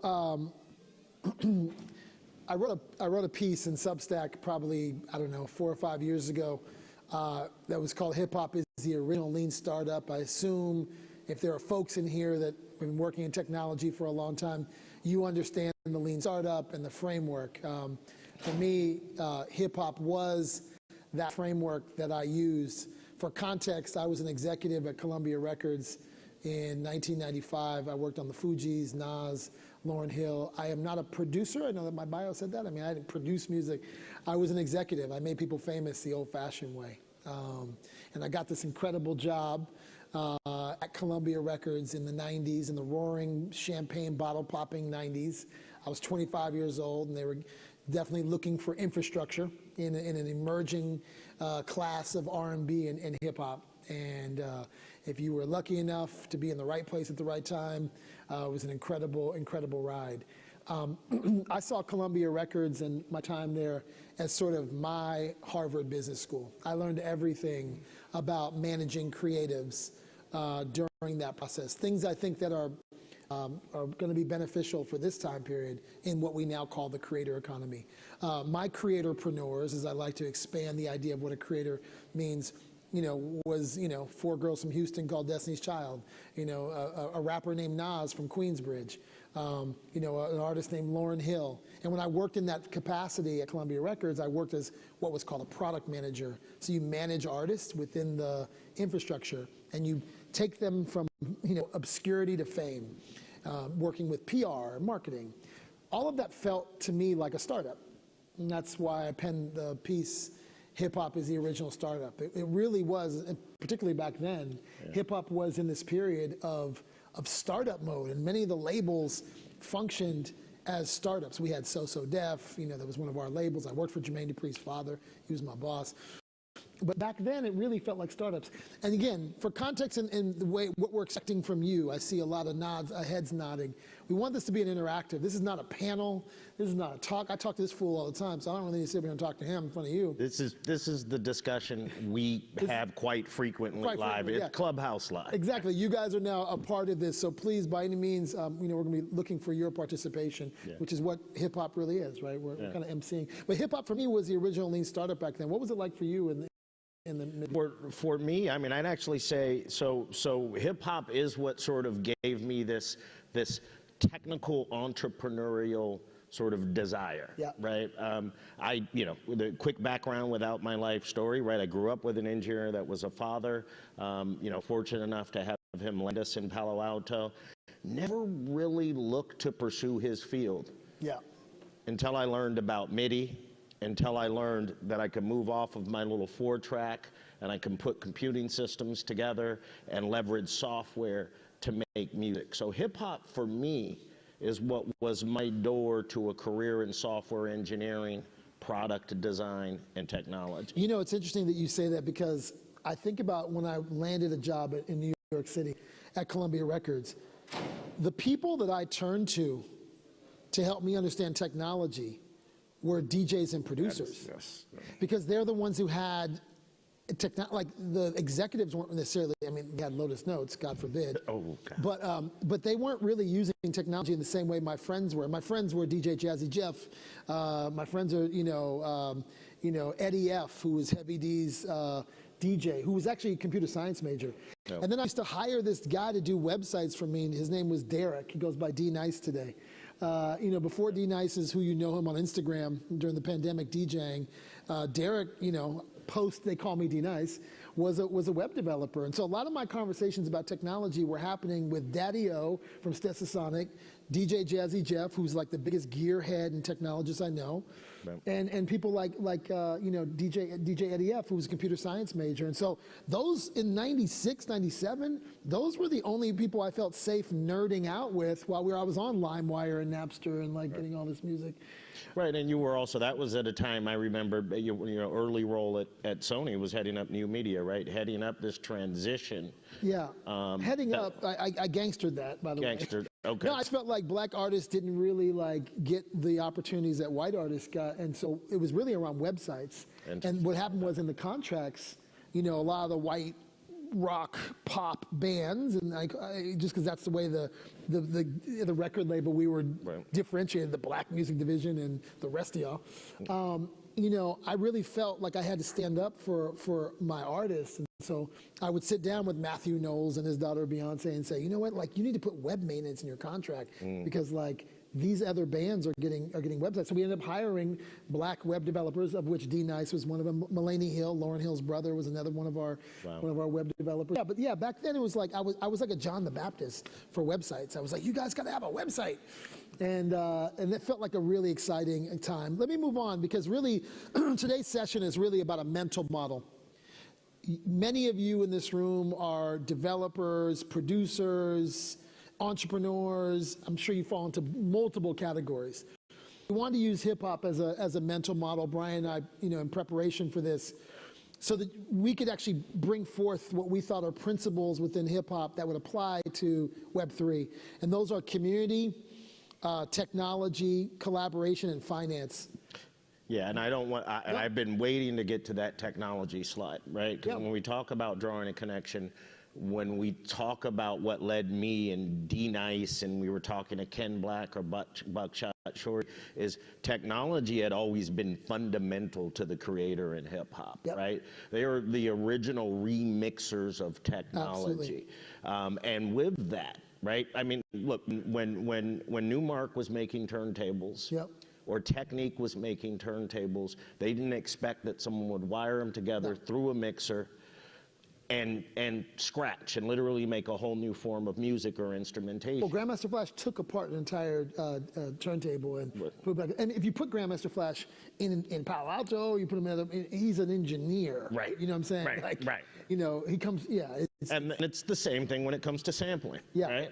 So the thing I wanted to call out, and I was really excited to call out here as we dig into this concept, is let's not lose sight of where we are with this technology that we're trying to determine how we bring it purpose, how we use it to make change. When we look back at hip hop, it was a set of technologies that we remixed, repurposed, and built entire industries and changed lives. Well, when I think about your dad, it's funny, I knew Brian's father when I was in high school, and there were a lot of fathers like Brian's father in this garage in Palo Alto where we were putting things together and trying to build things. I think about there's a very famous photo that comes from the South Bronx where you have a bunch of folks looking for the red and green wires at the block jam, right? And if you think about the evolution of hip hop, it comes from Jamaicans, Dominicans, Puerto Ricans who came to the South Bronx and brought the sound systems of Jamaica, right, to that culture, to hip hop and to New York. And these were people like you, your father, me, who were like just people like I built my own little sound system in my car, you know, and that's who we were back then. That's who we were, tinkerers. And I think that's what Web3 is looking for. It's looking for the tinkerers. It's looking for the people who want to tinker, who want to experiment, who want to play. And that's why it just feels like the early days of hip hop when I think about Web3. Well, back to your early analogy of hip hop is the original lean startup, right?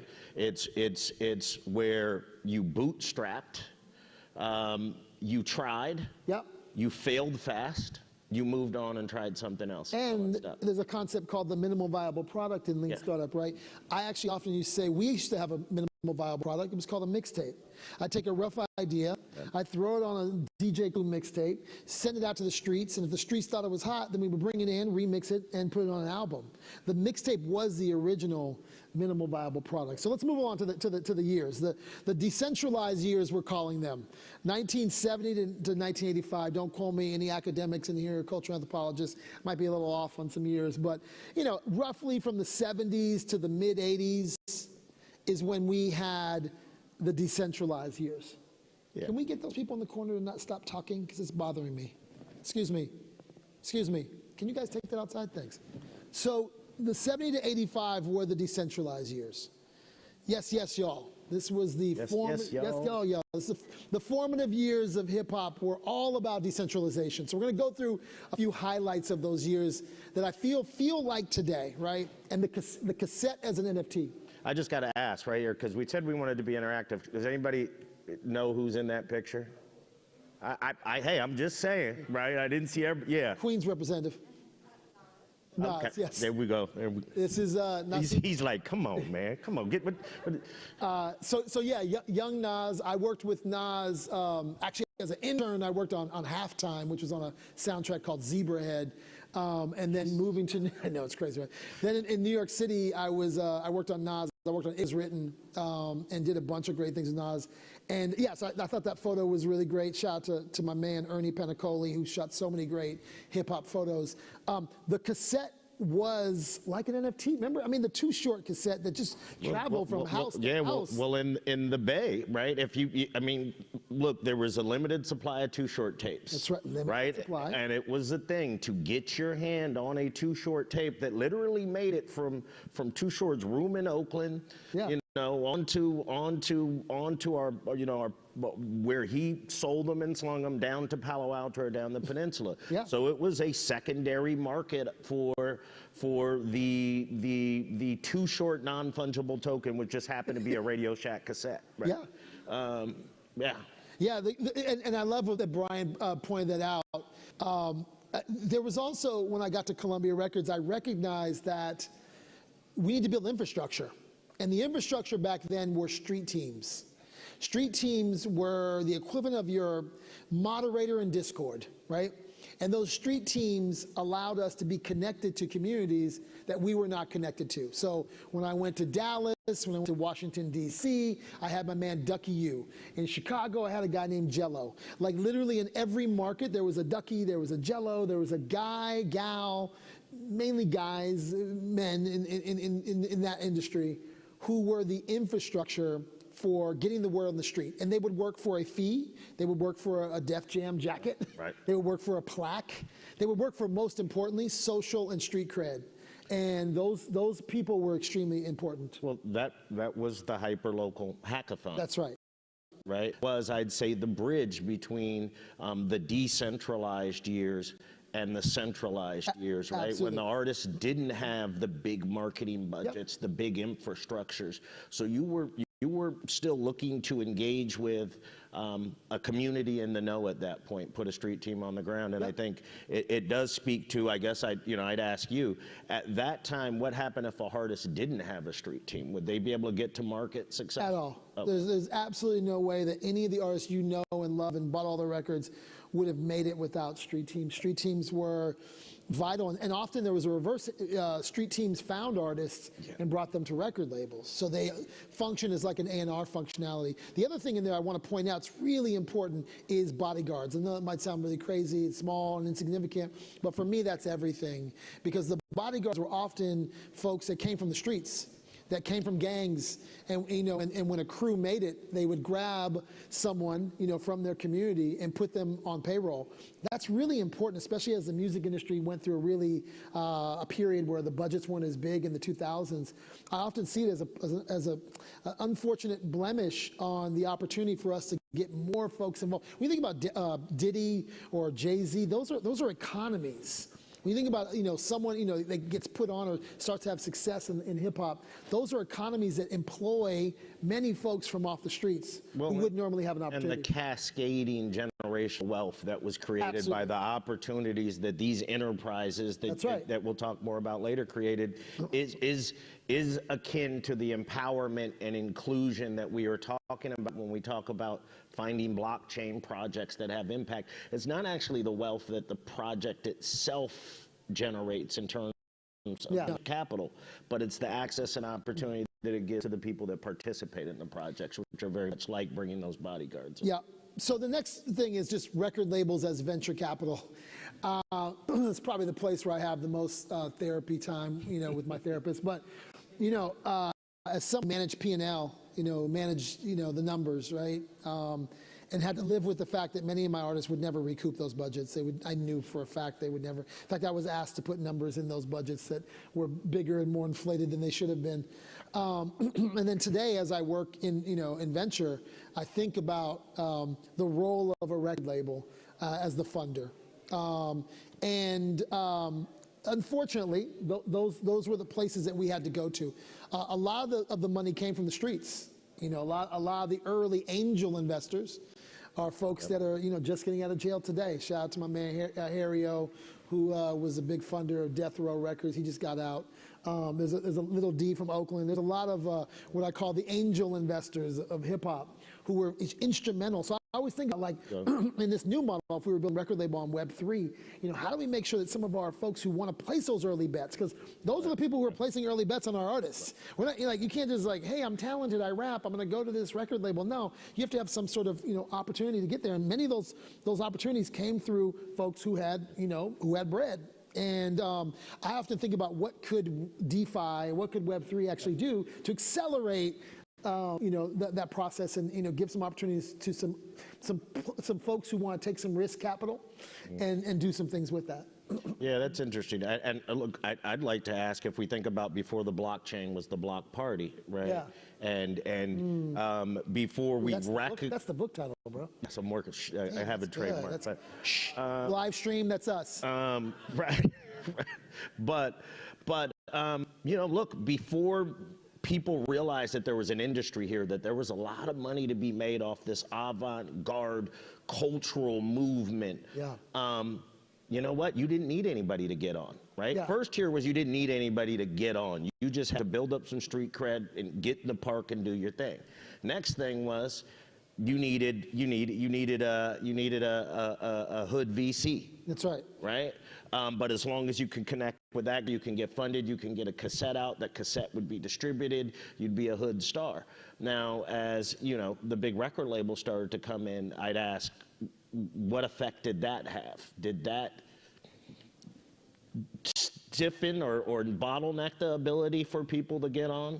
No, I think you know, record labels partner with the street VCs. Okay, right. You look at Cash Money, you look at a lot of the labels that were successful in the 90s. They found a way to work together. You know, they found a way to, you know, finance, you know. The thing is, you want to come to the table with as much bread as possible so that you don't have a really shitty deal. Okay. Right. So I think, look, did it work completely? No. I think the record labels took a lion's share of the profit. They continue to, you know, take a lion's share of the profit. So now we have an opportunity. Well, I contend that we had a subculture, right? A decentralized subculture. Absolutely. Of which a massive economy was built on. As soon as there became a high economic state and a high sort of profit incentive, the gatekeepers came in, right? Totally. And it made it harder for the independent without that good VC to get on and get heard. Well, also, I just add on that, you know, and I spent an entire panel on just alone. Then other gatekeepers dictated what music would get out to our community, right? So there was a prioritization of certain types of music, and there was a, you know, deprioritization of other music that might have been more positive, uplifting, but yet some gatekeeper didn't feel like that would make as much money. Is that what happened to X-Clan? And absolutely, it's what happened to X-Clan and groups like that, you know. But, you know, I will wrap this section up to say that, you know, if not for the independent spirit of, you know, black retail. You know, so first of all, you know, when we used to buy CDs and we used to buy cassettes and go into stores, powerful black retailers kept hip hop going. Shout out to George Daniels in Chicago. It was a force in Chicago. The other place where it was really important is college radio. I started off as a college radio promotion, you know, person, right? Before hip hop mainstream radio, where you hear it on regular rotation on a big major station, I actually, through Stanford University, Kev Cool Breeze, who was from the Bronx, who went to Stanford, who ran KZSU's hip hop department, that's where I heard the first hip hop records. And I would say the Bay Area at the time had the most robust college radio infrastructure in the country, and that's why the Bay Area is such an important piece of the hip hop story, because of a college radio and then a station called KMEL, which would take those records that were bubbling at college radio and then go into mainstream. So just wanted to make sure, we'll move on to the next slide, but I want to make sure that we didn't leave out, when you think about infrastructure, when you think about Web3, you know, what are those radio stations? What are those radio stations? What do those street team models look like in that model? And how do you wrap around the infrastructure for your creator-led project? There would be no creator economy without hip hop. I said this on Twitter the other day. I'll continue to say it. It's probably going to be a T-shirt when I launch my Web3 studio, which I am launching, by the way. And we should do a team for this thing that Trisha is doing. I'm in. Let's do a team. I'm in. Let's do a team. I'm going to put together a team. I'll put it out there on the interwebs. I want to do a team. Can we participate? We can participate. In Yeah, I'm trying to get the 800,000 bag. $800,000 bag. All right. Okay, well, so man. you're listening. I tweeted already. We're going to do a team. Maybe we do a new record label or a new radio station. I don't know. Something will be fun. All right, we're out there. We'll be ready for you guys. We're going to compete in the hackathon. Don't get nervous, guys. This is hip hop. Braggadocious. We are taking the bag. But there would be no creator economy without hip hop. And really, there are products of the internet. Oh, I love that. There are products of the internet. I mean, Soulja Boy must be credited with what he accomplished in Web 2. Yeah. No, agreed. I mean, you know, what he did for the internet and hip hop was the next generation. Well, this is where I also tried to give you cred with building a whole new media division in Motion. right? It was the precursor to, and even though you're older than me, I'd say you're a product of the internet as well. I have. Was it a full 24 years, is it? Yeah. Okay. Zeros and ones. Right, but yeah, this is what, this is what manifested from that, right? An entirely new internet-driven go-to-market. That's right, that's right. Genius creativity, I like to call it. So before we started talking about the creator economy, there were creators already. Master P, I feel like, has to be credited with the infrastructure that Master P built. I'm going to start highlighting some folks. I think that there's lots of people you could talk about, but Master P and what he did to move from hood financing into mainstream was incredible. He is an incredible, in fact, we should have him on our team. We should reach out to Master P and make him part of our team. But yeah, like I think Master P's contributions were incredible. The other, obviously you hear the name Jay-Z a lot, in everything. His Marcy Fund, the new project that he's doing with the Black billionaire big thing, right? Isn't he doing something that just announced? I'm gonna mess up the title, sorry. But he's really out there, thinking about this today. But back in the day, like, that was all streets to infrastructure. What him and Dame Dash did was incredible. Yeah, and again, I hark back. This is where this is an example of the parallel between hip hop and blockchain, right? This cultural movement gave these people in the hood that otherwise could have been written off, that were phenomenal business minds, marketing minds, right? And gave them access to build entire empires. Not only build entire empires, but broadcast this culture even wider and further while empowering generations of others. When I worked in the music business, I never saw my artists as just artists. I always saw them as entrepreneurs. Yeah. I always saw them as like, okay, you're a startup founder. Right. And it's like, what if Lauryn Hill's Miseducation was an LLC? What if you tokenized it? And what if you allowed the fans to participate in the album? Right? Oh God, that's the way, when I would sit with Wyclef and I remember seeing in the studio in East Orange, like they were describing what the album was going to look like, and they had big vision that included Haiti. It was bigger than even just the record. It was like, how do we include Haiti?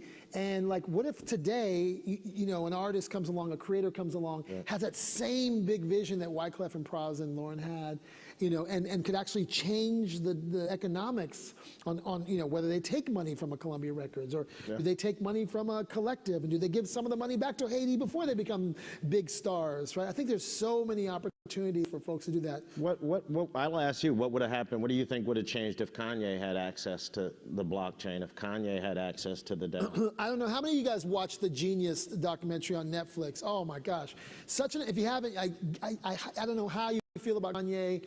I highly recommend watching the documentary. I spent 6 months with Kanye building Sunday Service. It was an incredible 6 months in the KW ecosystem, and I've never worked around someone that looks at creativity through the lens that he looks at. He looks at it through sample. Like he'll be like, oh, look at these buttons. Like, he's all about like the details, and that documentary really highlights some things. For me, I think Kanye would have gotten there faster. Okay. Yeah. I think fashion. He would have been seen a multi-hyphenate even earlier. He wouldn't be, complaining about not being respected by the fashion houses. He would have created a fashion house. And I think be begging Dame Dash to put him on. Exactly. He could have taken control of his own. Exactly. Yeah, right. And I think he would, so the question becomes, in Cabrini Greens right now, in Chicago, in Oakland, in whatever, Jamaica, and in Nigeria, like, where's the next Kanye? How are we Web3 technology around them?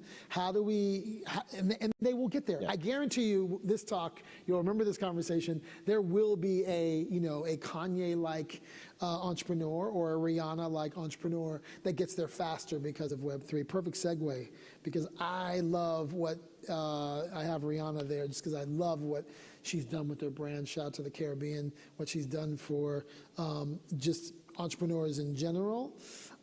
Is phenomenal. I think she gets there faster. I think, I know she did a deal with Jay-Z and Jay Brown initially. I'm sure that was really tough as a young woman coming up in this. For her to be independent and not have to go to Roc Nation, right? And I don't think it was a bad deal, but she would have gotten there much faster. I want to point out Queen Latifah. Doesn't get a lot of recognition for the business, but she and a guy named Kim built business infrastructure. So as they went to Hollywood and they played the game and they played the business game. And then of course Diddy. So these highlights of genius creativity really are here so that you see that these are entrepreneurs. Yeah. These are creatorpreneurs. And they've achieved what they've achieved. And as we talk about this, what I don't want to lose is Eric B. to Rakim. Yeah. Right, is the fact that that the producers and the DJs that kind of span these areas, people that you're calling out in terms of genius creativity, are developers, right? Yeah. They're the tech remixers that gave a platform for these creators and great business minds to build on further, yep. Right? And again, the marriage of the tech and the creativity. Yep. So now we're at the future, and again, I hope that you guys engage, because we do not know the entire world. We do not know what projects you're working on or people that you know in your communities are working on. But I always say that understanding hip hop is like living in the future. And so I think it's a beautiful mental model. I think hip hop is the culture that will drive Web3 into global mainstream adoption. I'm a big fan of Burna Boy and WizKid. Any Burna Boy fans out here? Any Burna Boy? Thank you, great. WizKid. Okay, great. Thames, the whole nine. Okay, so look, I think it's global. I spend a lot of my time thinking about life outside of America. I love my country, but I think where this is really going to get interesting is in places outside of America, where I like to spend the majority of my time thinking about these things. I think it is about those creator cities that are the new Silicon Valleys, the new Palo Altos of culture, which will be in Nigeria, which will be in the Middle East, which will be in South America. Yeah. And I think Web3 can drive, and hip hop and the marriage of that will drive faster. Who's got next is something you and I talked about. There's just 3 or 4 people that I've these, and again, you guys can help us. I'd love your help. I am building a Web3 studio. I'm looking for folks that are driving the future. But the 3 that I'm really excited about, I put Low Sleazy. He's my guy.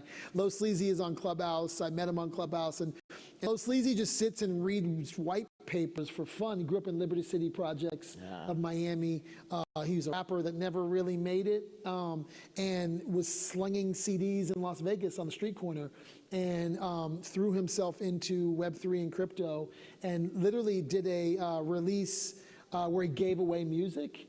And he was, he told me, he's like, I have 15,000 wallets. And it was, when he said that, I was like, wow, like we really are in the artist to wallet generation. Yeah. Like we're going direct to wallet now. You know what I mean? Not how many users do you have, not how many, but how many wallets. How many wallets do I have access to? I'm like, what could I do with wallets? And that just got me really excited. If I think about my time at Columbia Records, there was no direct to wallet. There were a lot of barriers, a lot of gatekeepers to the wallet. Yeah. But imagine now, Low Sleazy has 15, 20, 25,000, 100,000 wallets. That's incredible. Of course, we have to educate people on how to open a wallet and actually how to function a wallet, which is a whole other thing. But that was pretty exciting. What I love that what he's doing is he is educating on Clubhouse. The other person I love is Natalie Crew. This woman goes to more metaverses than I can imagine. She's literally living in metaverse upon metaverse upon metaverse. And I learned more about DAOs and metaverses from Natalie Crew. She comes from hip hop. Yeah. She's from Sacramento. She's exciting. And the third person is Vandal, who I learned about from Natalie Crew, who has a DAO Records and has done a really interesting with a DAO and record label. Again, we'd love to hear from you. In preparation for this, I sat with my man Fab Five Freddy, and we actually had a call with him yesterday. I was like, look, I'm giving this presentation. If you don't know who Fab Five Freddy is, that's Fred Brathwaite. That's Basquiat. Fred was a friend of Basquiat, a friend of Blondie, friend of everybody in the 80s and 90s. If you watch a show called Yo on TV Raps, he was the host of the show. And today, he is a big activist in the cannabis space. And why I highlighted him as a hip-hop entrepreneur is because he's working with formerly incarcerated who were locked up because of cannabis charges, and actually created a cannabis line called, where is it? Curaleaf. Curaleaf by Noble. Noble B. So actually Fred's supposed to be watching, so Fab Five, if you're watching, we're highlighting you right now. And what I love about what he's doing is, it's not necessarily he's wrapped Web3, he's still trying to figure out where Web3 fits into this, but he's thinking about our communities. Right. He's thinking about like dismantling what was wrong and putting something that's right underneath it. And he has a show, a film that he did on Netflix called The Grass is Greener, that came from a conversation that he had with a formerly incarcerated guy who talked about the greenhouse. And he was like, that's it. And he made a whole film. And now Fred's got a whole cannabis line based on one of the guys who was locked up. So I just want to point that out. I think when you add blockchain to this, and you think about social impact, it gets really exciting. So I know we're going to take some questions. My career has been great. You've kind of gotten a little bit of a road in my career. I started off, like I said, in the record business after being in Palo Alto with these old guys. And went on to Echo Unlimited. It's a fashion brand started by a guy named Mark Echo. I was chief marketing officer there. And then I actually ended up building a website in 1998 that I sold to a .com. And we went on to raise $40 million, 3 rounds of funding. Chairman of our board was a man named Clarence Avant. And then we blew through all the money. With 320 employees, I moved to Atlanta, Georgia, where I spent 15 years in advertising and kind of, was deep in Web 2 and built a social media agency and sold that. And then moved to LA to work at the intersection of venture and brand and culture, which is what I've been doing for the last 5 years. And this has been really good. What's your background? What's your story? Yeah, so I come here today, of course, as a lifelong friend of yours, but currently at Ripple. Ripple, you guys got shirts and we got merch. Let me feel the thread count. It's quality. Okay, good. It's above American Apparel sort of cotton quality here. But now look, you came by the house. You saw the room where we had MIDI cables ran from one side to the other. It was shortly after that I wanted to figure out I was using technology, how it was constructed. I actually decided I was going to create a video game. First program I wrote at about 16, or full program I wrote, a dominoes game. That took me into gaming. So I was really at the early stage of Sega, Sony. Was able to launch PlayStation 1, 2, and 3, and ended up in a role where I was marrying sort of technical creatives. I founded our tools and technology group, and that's where I'd go out and I identify advanced technology, blockchain, and bring it into the creative sphere. And that's brought me here, where I'm happy to represent Ripple, where we're doing things like promoting a creator fund, bringing old school hip hop artists like Bua into the sphere to kind of connect sort of traditional hip hop to the blockchain. That's great. Quote I found from the Calvin Rhodes, also known as Snoop Dogg. You've got to always go back in time if you want to move forward. That's essentially what we did today. We went back on time, we went on a journey. This is meant to be a discussion. We have some time left on the clock for discussion and would love to take some commentary from you guys, you hip hop fans, you B-boys and B-girls. Yes.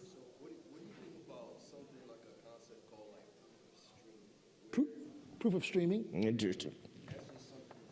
Yep.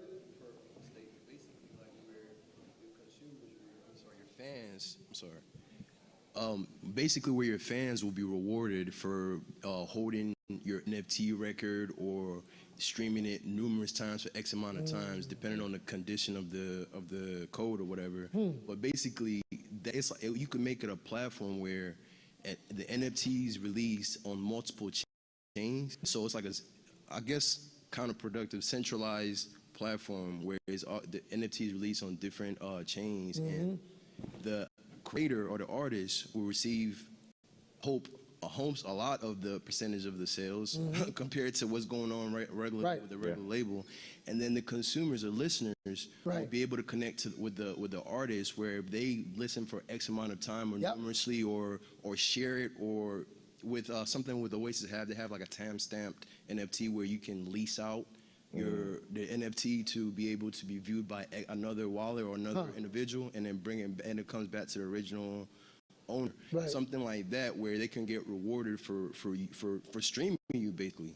You know what's interesting about that is, in the music business they used to have this thing called BDS, and it was a computer in Kansas City that basically monitored and tracked all listens of a record.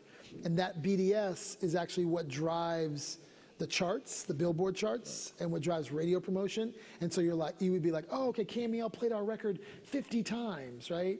And it was actually very similar in that, like, that sort of metric drove the business. This would be obviously decentralized and empower the artist and the listener. This is your direct, you don't have to go through a centralized publishing house. You don't have to go through a centralized BDS, the power that direct to wallet gives you. What I see some people working on that I would love to see is it's really your wallet address or your primary key as your DRM, right? So for me to know that I have a right to stream or play it, I have to go sign that song. That's how I log in. One interesting thing, I don't have to give you my name. I don't have to give you my email address. Yet if you're an artist, you know exactly who has listened to that music. You know exactly when they listen to it. In fact, you can communicate directly with them with wallet-to-wallet messaging. So I love it. The other key part of what you said is multi-chain. Right now, I know Tower Records was instrumental to me, but you didn't need a single store or retailer to get to market. You didn't need a single radio station to get to market. So sort of interledger NFT transfers, multi-protocol NFTs are going to be a key part of the future of something like what you talked about. That's cool. Want to build that? It's $800,000 up. I honestly do. I want to talk to you about it because you guys are in a position to have a resource to get it done. I'm down. Like, yeah, that sounds amazing. It's possible. Yep. A question right there in the back. For the YouTube streamers, you get to speak loud. Hey, James. I'm not sure if you recall me, but we met a week and a half ago inside of Atlanta, and it was definitely like just like a changing kind of experience for me. But just to give some background, so my name's Mosa. I'm building a platform that's very, very similar for, you know, just a creator to be able to envision themselves where they're going to be rather than where they are. Because I feel like the creator drives a lot more than just their industry, right? Like Kanye West becomes a billionaire. Before he was just a producer, and now he's changing certain kinds of aspects. But I want to just get to the question, right? So when it comes to Web3, as we've seen with streaming kind of started off as a way that was beneficial to the artist, and then the labels started pouring money into the streaming companies, owning pieces of Spotify, owning pieces of SoundCloud. What is your opinion on them now trying to get into Web3 platforms, whether it be a marketplace, whether it be, just tokenizing the music, them trying to, they can't really own it, but they are the ones that have the money. So how do you feel about that currently? The streaming companies are in very Web 2 entrenched, right? They're paying out very little to the creators themselves. They're in business with the labels who see a lion's share of the streaming revenue. I think that their starting point feels still a little off, in which they start. I do like, in full transparency, we were involved in the Big Boy Royal streaming NFT. Shout out to Big Boy, who's speaking later today. I do like the direction of where Royal is going and allowing fans to participate in the streaming royalties. I don't know if we'd ever see streaming companies do that, but I think that there needs to be a breakup of the monopoly between the record labels and the streamers in a way that benefits the next generation of Web3 artists that we're talking about. Because if I'm managing, I have a little record label I've been building, with a sort of famous TikToker, and she's like very Web 2, and I'm like, I want to do the whole thing Web 3. Well, I want to do the whole thing Web 3 and then go to Spotify, and then I want to go and I want to build on top of his platform. Why do we need what role do streamers have in Web 3? Frankly, because what you need publicity. So help will go to market, but at the end of the day, everything lives on the blockchain. I don't need anybody to aggregate the music, give me access to it. I need somebody to help me index it. I need somebody to build out infrastructure that signifies that I have rights to play it. But otherwise, I don't need you to get to it, to house it for me. The problem is that the streamers are involved in the larger ecosystem of what drives industry metrics, let's call them, right? So if you don't have enough streams, you don't get an article in the you don't have magazines, but you don't get on the award shows, you don't get on, it's all kind of integrated in this like vanity metric thing that doesn't really tell the real story, and we have to dismantle deconstruct. that. Yeah, deconstruct that. So I look at it as like, publicity with some royalties, because you need those things to be seen as, industry credible. Just like to get into Billboard magazine, you needed BDS scans. You needed, it's sort of what the industry uses as a metric of like what's happening. And to challenge you a bit, are you saying we still need that, or are you saying we needed it today, we have to deconstruct it, put it back together? We have to deconstruct it. We have to have artists that start and go, I don't really care about those vanity metrics. I don't need Billboard. I don't need Billboard. I don't need those things. I actually care about ownership. I actually care about my data. Right. I actually care about these things so much that I'm going to play a different game. Right. And but it takes education. It takes an artist that wants to stand up and go, I want to do this differently. I don't want to walk down this path that's a slippery slope. That's why education is really important. That's why, a lot of artists out there right now, I'm having these conversations with big artists, big name people and then artists you don't know. And we've got to start at the beginning and say, hey, what if you could reimagine hip hop through the lens of of the blockchain? What if we said, it's not going to be, the South Bronx in that story. And here's where I contend to go back to what we talked about earlier. We have Discord. We have our digital street teams. Yeah. Right. We are reimagining it in a world where I don't need Billboard to get on. Right. I don't need Spotify to get on. Right. Right. I need my team. I need to build my community, promote myself, get people invested in my DAO. As you say, what if Wu-Tang was a DAO? What if Wu-Tang was a DAO? Right? So Hip Hop Reimagined for the blockchain is the block party to the blockchain, is actually bringing that grassroots subculture on a massive global scale without needing an intermediary to take you there. Well, let me add one thing. This is really important. You hear about the 1,000 true fans, right? When I worked at Columbia Records, like if I didn't sell 300,000 records first week, it was someone's job. Yeah. Like the bands could sell 500, 1,000, artist development. We didn't have that luxury in black music. Right. You had to sell a lot of records or you were deemed a failure. And so I think what we need to decouple is this idea that failure is not selling 300,000 records, that going pop could be your 1,000 records. My cousin is in Black Alicious, in a group that like in the beginning sold a few thousand, thousands of records, but like were culturally super important. And he toured, he made millions, a couple $1 million touring, but he knew his 1,000 true fans. Yeah. And I think that we have to get back to artists that are content with having their tribe of 1,000 true fans. And that's a whole other game if you want to be pop culture, you want to be Rihanna, you want to be like pop. That's popular culture. I think you can earn a living, build a business in Web3 on the blockchain with a small group of fans. Shout out to the Coup, shout out to Boots. Shout out to the Coup, Boots, all the Bay Area groups that embrace the independence. Right here. I know we only have 4 minutes, so I want to just get all questions. Thank you for your question. Good to see you again. So with the growth of Web3, as it comes into maturity, what do you think about the viability of like the big record labels as a business model? Like, do you think they'll continue to function, or do you think they'll just kind of fizzle out? Yeah, I don't think they're going to fizzle out because, again, as a pop culture machine, and if that's your intent, certainly the record label is going to give you really shitty deal terms, and you're going to get there and you're going to become this star.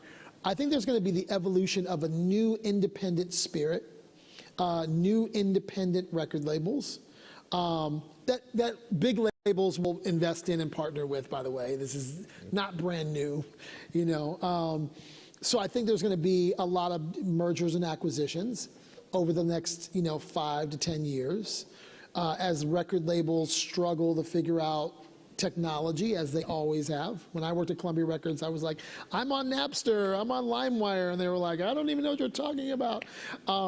They're doing the same thing with Web3 and blockchain. And so the question becomes, what is the independent spirit look like? How do independent labels and infrastructure and artists remain entrepreneurs, remain entrepreneurial? Think about financing in different ways. Like, you don't have to go to a record label. If you think about what's happening in like even the publishing world right now, there's a lot of artists selling their catalogs. Like, what does that look like in the future if you don't have to sell your catalog? For Bruce Springsteen to sell a catalog for $300 million, like, yeah, it makes sense. Like, great. But like, you don't have to do those kinds of deals. And so I'd like to see a few things, innovation, because this is really important, around how you treat publishing and treat your IP, and how you start off in the beginning thinking about that. In the 50s and 60s, we sold our publishing for Cadillacs. Today we can actually retain that, but you have to have an education around what the potential of that is, and you have to actually see it. You get to see your IP working, you get to see your catalog working. So I don't know. I think that record labels are going to move with the times. They're going to move a step slow. They're not going to go away. They're going to be there to service, I think, artists that want to go, super pop culture.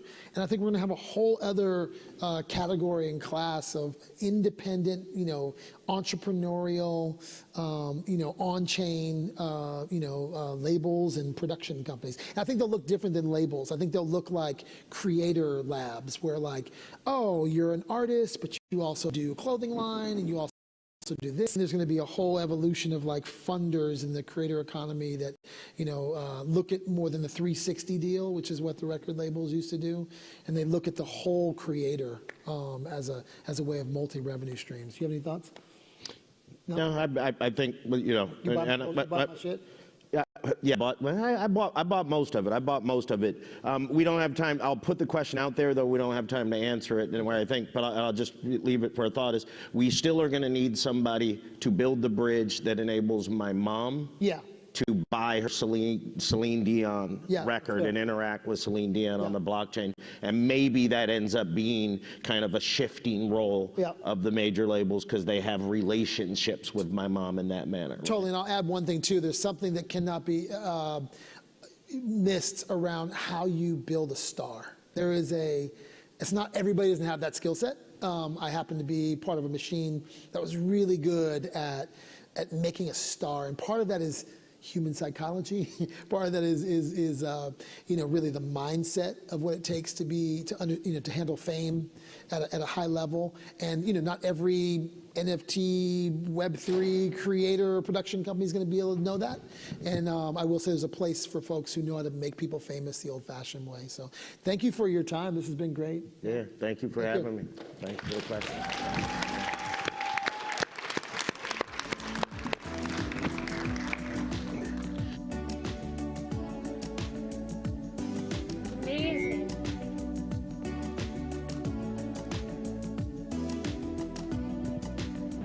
Thank you so much for that session. Is anyone else buzzing? I feel like the session really mentioned something that is really important to Web3athon, which is cultural competency. One of the judging criteria for the first stage of submissions is who is your team and why are they the right people to be solving this problem? I think James and Brian really represent expertise and the importance of bringing non-technical expertise into this space. So thank you again so much for having that session. Up next, we have Lauren Sirota, and we have David Lewis, who are going to be joining us to give some closing remarks. We're going to take a quick break just as we get him up on Zoom. So sit tight. We're going to get everything ready, and then we'll have you hear a summary of the day, and we'll tell you a little bit about what's to come tomorrow.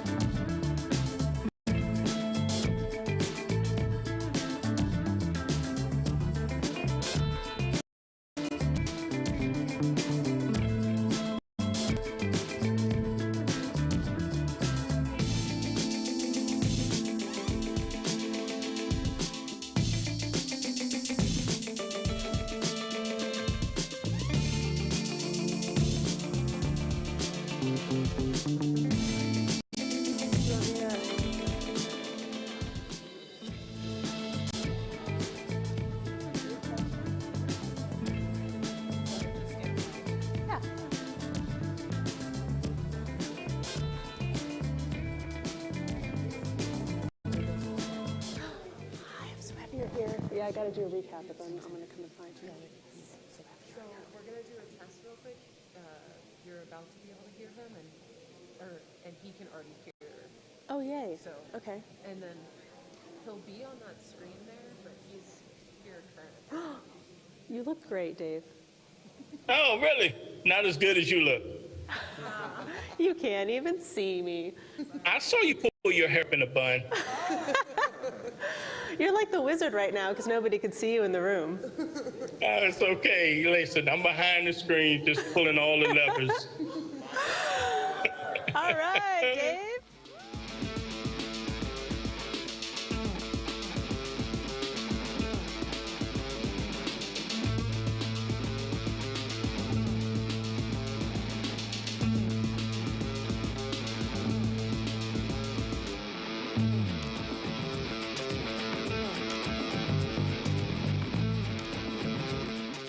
Hello, everyone. Thank you so much for joining us for a full day of our first day of Web3athon programming.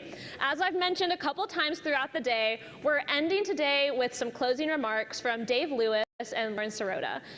Dave and Lauren met at NFT ATL when we were doing field work, because CRADL's all about doing field work and research to understand the state of the industry today.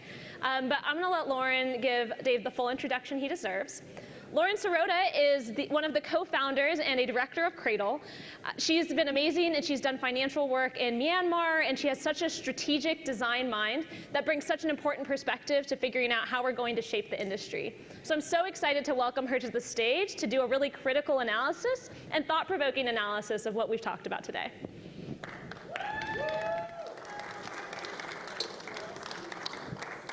Thanks, Catherine. Whoa, those lights are bright. I didn't prepare me for that. Dave, what's up? Hey, Lauren. Can you believe today?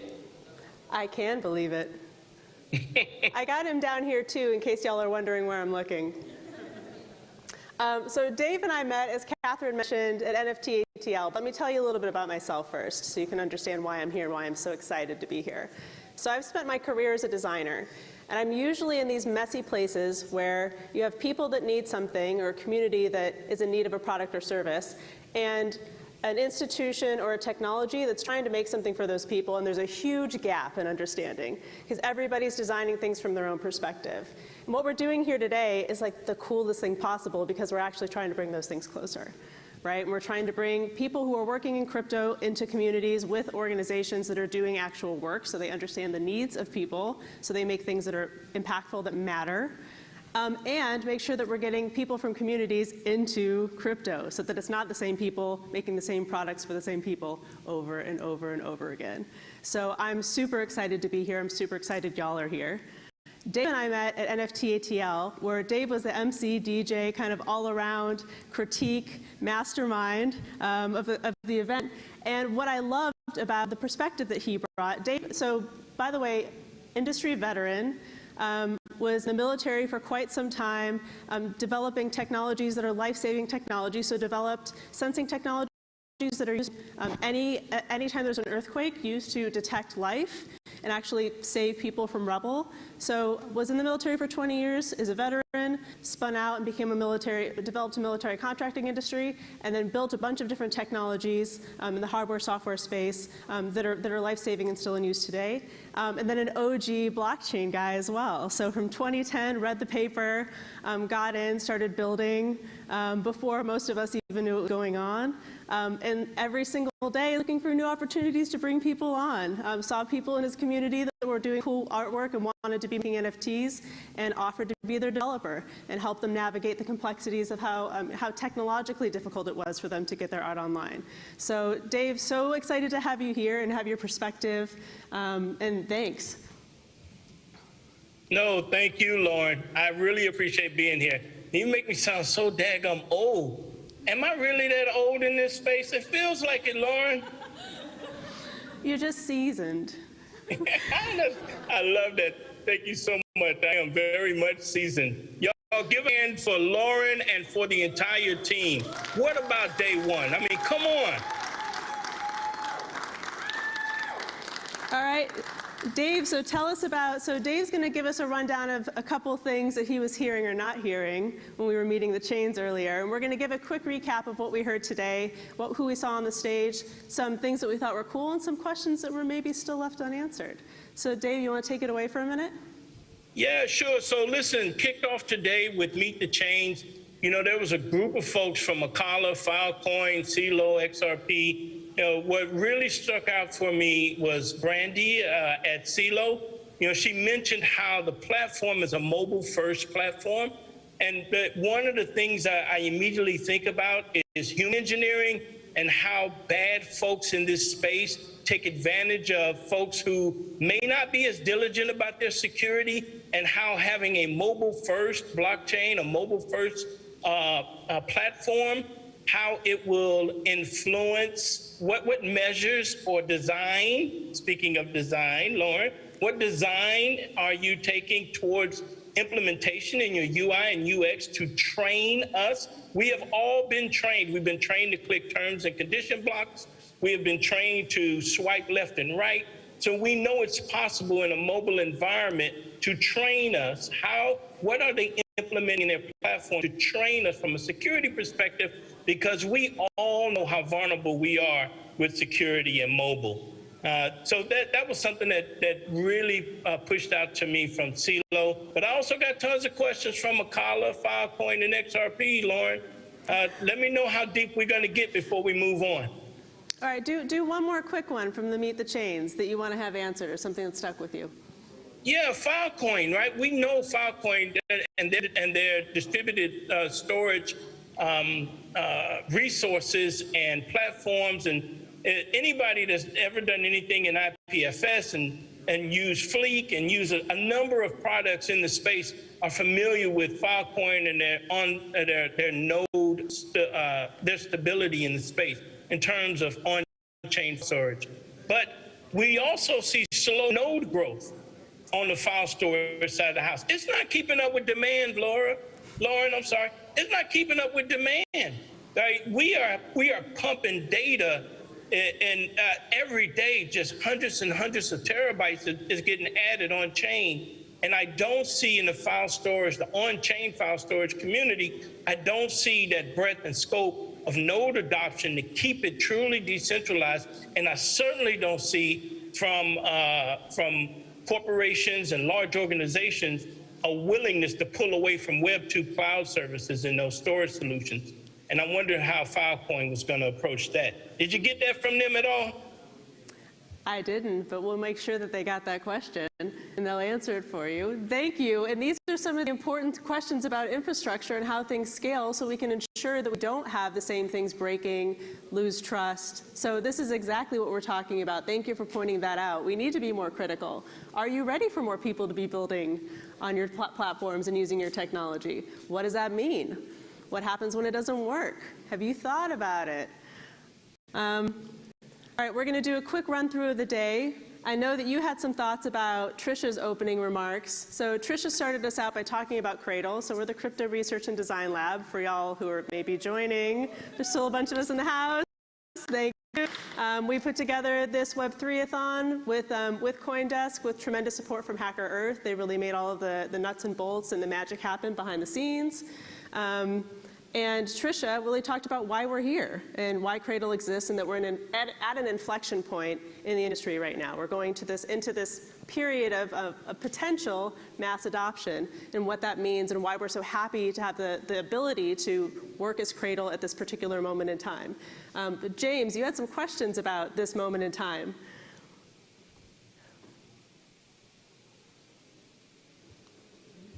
James, you got me? Or sorry, Dave, I just James'd you. James, where are you? That's okay. We both have bald heads. It's all good. I'm so sorry, Dave. It's okay. Hey, listen, James is on point with so much he just talked about that I agreed with. But in terms of this moment in time and this inflection point, specifically with Trisha pointing out, that was such a great highlight for us, because at the end of the day, money drives everything. And we're at this inflection point, and we have these initiatives, great initiatives like what CRADL is doing. Yet we need funding to move forward. What happens when the funding sources apply that pressure? Are we truly, because the reason we had those funding sources have that type of capital to invest in this area is because they followed Web 1, Web 2, and in real life models of revenue generation that were not good for the folks that we're trying to onboard and incorporate into Web 3. What happens when we push against those funding sources and their business models and the manner in which they generate revenue? I know you classify me as a critical guy. I'm not a critical guy. I really don't move for conflict, but I do when I hear Tricia mention an inflection point. She's so right. She is so on top of it. And one of the things that drives the question for me is, well, we all know what makes the world spin. And if the core corporations, entities, investment, VCs, angel investors, when they start rolling in and we start pushing back, like, are you willing to decentralize your money for this Web3 experience for the populace so we can stop and prevent some of these things that happen to underserved communities for so many years? I wonder, are they willing to do that? I don't know. What do you think? I don't know whether we need them to be, right? I mean, if we're counting on the same 20, 25, 30 rich people to solve the problems, I don't know, I'm a little worried about that. What I get excited about is things like James saying it's about your community of your 1,000 followers, right? We have a lot of new wealth being created. There's a lot of money in the ecosystem. People can participate in ways that they couldn't before. That's what I get excited about, and I get excited about that pushing up against institutional investment and what that means. And then forcing them to do more.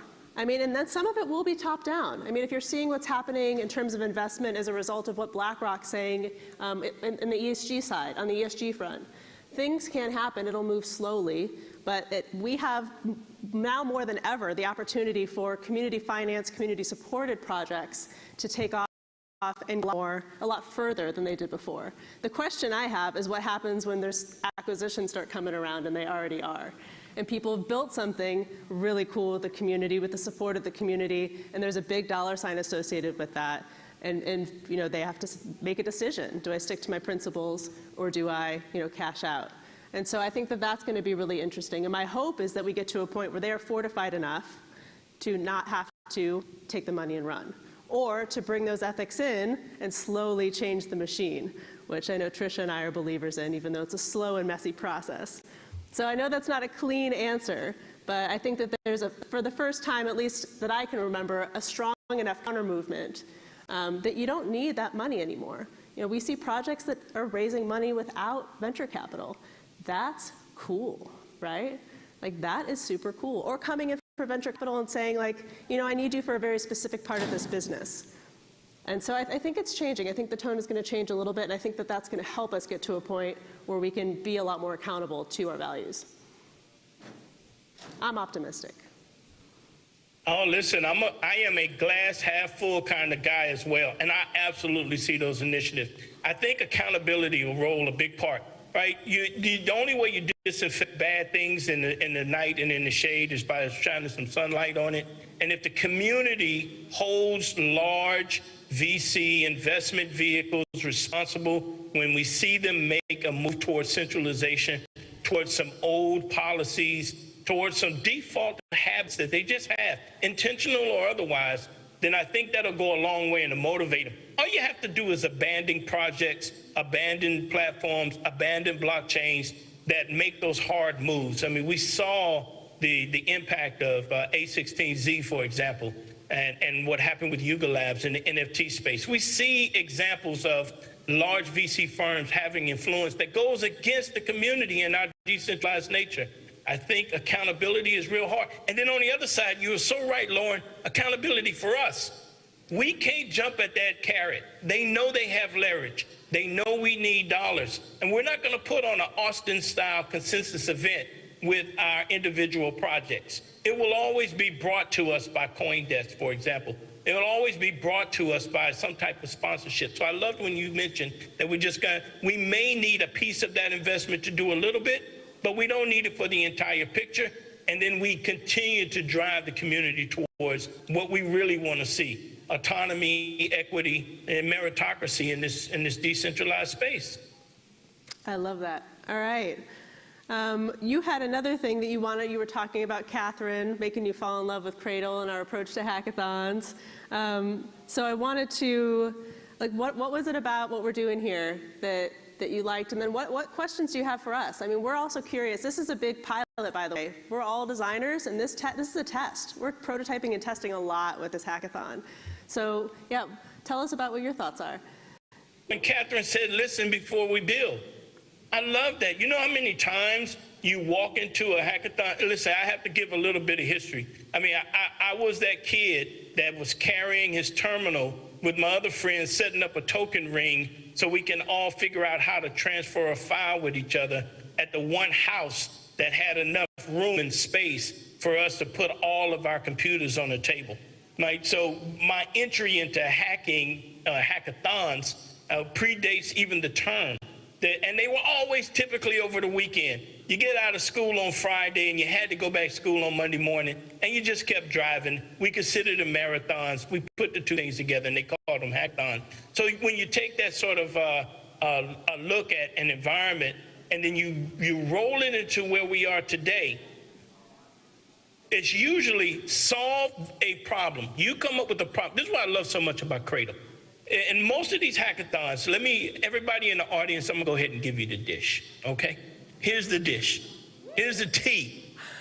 It's usually solve a problem on my blockchain. Solve a problem on my platform. And the minute you introduce in these hackathons problem solving, and they already have a solution that they've backed, all of a sudden, your issue or what you're trying to build is not selected. Or certainly they'll entertain it and it's not one. You know what the problem with that is? They're not listening. They're building, and they want you to build, and they want the dev community. They want us to come in and they want us to take a crack at it. But the truth is, they haven't listened. Maybe we want that solution, but we don't want the one that you already have on your platform or in your blockchain or in your ecosystem. Maybe we don't want that. Maybe this is what fits this issue. Not only is it better for everybody, but it meets the ethos and the ethics that we're trying to promote in the community. But because you are sponsoring it, blockchain X or platform Y, you don't shed the light on it as you should, because you've already invested in a weaker or more distinct solution on something that's specific to you. CRADL doesn't do that. CRADL listens first. And that's why I'm falling in love with CRADL. And I'm not here to soup you up just because trust me, I would be critical, Lauren, you know that. But when Catherine said that, it's just, I will be participating in the hackathon. I will write out all 90 days. I will be joining teams and introducing concepts. So I will make sure to, at least on the platform and in the areas in which I can scream on a microphone every now and then, either sing the praises or not. You know that's how we roll, Lauren. Thank you so much, though, for that. I appreciate you. Yeah, thank you. And I swear we didn't pay Dave. You did not. Really, no payment here. Yeah, no, it's important for us to be accountable to actually doing what we say we're going to do, so thanks. I'm going to give a quick rundown of some of the other programming from today, just to make sure that y'all that didn't catch it know what we talked about and know who was up here. So we had Sheila, who was formerly of Care.com, with her really cool new Learn to Earn platform, which is fundamentally like mind-blowing, because what it's doing is it's allowing people in countries where there might not be a really good credentialing system or one that's transferable to get credentials in the space and be recognized anywhere that they want to operate. It's totally democratizing education in the Web3 space, so bringing a lot more talent online from other places besides the places where we usually get talent online in development circles, so that's really exciting. Josh at ReSeed, who's a good friend of CRADL's at this point, creating value for carbon already being sequestered. I've done work in the carbon space, and this was mind-blowing for me. They're totally changing the market and redefining where value is allocated in the carbon market and in the climate tech space. in such a visceral and important way. Because what's happening right now in the legacy carbon system is actually you have intermediaries coming in, gobbling up a lot of things and creating operational overhead for anyone who's trying to operate in the space, making it really hard for small project developers to do their work, making it really difficult for anybody, including us, to access that carbon credit, those new financial instruments that are actually regenerating the planet. So they're saying we're going to do something else that makes sense, that ultimately starts with farmers keeping regenerative practices alive and sequestering carbon in ways that they're already doing it right now. So kind of a double bottom line approach, cutting out all the middlemen and doing it in a really beautiful way. I think it's one of the most effective and poignant implementations of blockchain technology that I've seen. A little bit biased, so I'm ranting on that one a bit. Kyle talked at UX, right? And the difference between UX and UI, right? And how the UI is doing great. We all, like, our apps all look nice. You know, the buttons look styled well. We know where to go, where the calls to action are. Problem is we don't know what the calls to action actually are. What do you want me to do? Where do you want me to send this thing to? I have to have another wallet, right? So there's some of these issues here. And one of the things that you brought up, Dave, is the trust, the transparency not equaling trust. That really resonated with you, right? Wasn't that great when Kyle mentioned transparency doesn't equal trust? And he gave the example of how in the traditional fiat banking system, there lies trust. You have trust that you're not going to have anything happen with your fiat currency because that industry, the entire fiat community, is built around not just a regulatory and compliance laws and access, but it's also built around some security and technological standards that invite all of us to have trust. Here's the irony.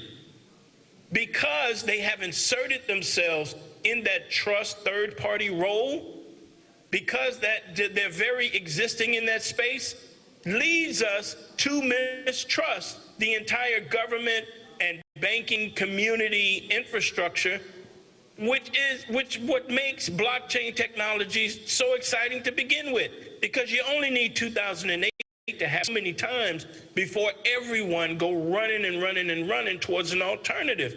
You know, it was mentioned 1 in 4 black folks always run toward or is easily accepting the crypto environment. Well, that's not a shocker to discover, because we've been dealing with the fiat banking system forever, and not just institutional and systematic and system-based policies that prevent our community from growing, but generally having a central mistrust of government versus big corporation and fiat entities controlling money. So here's the big question based on Kyle's observation.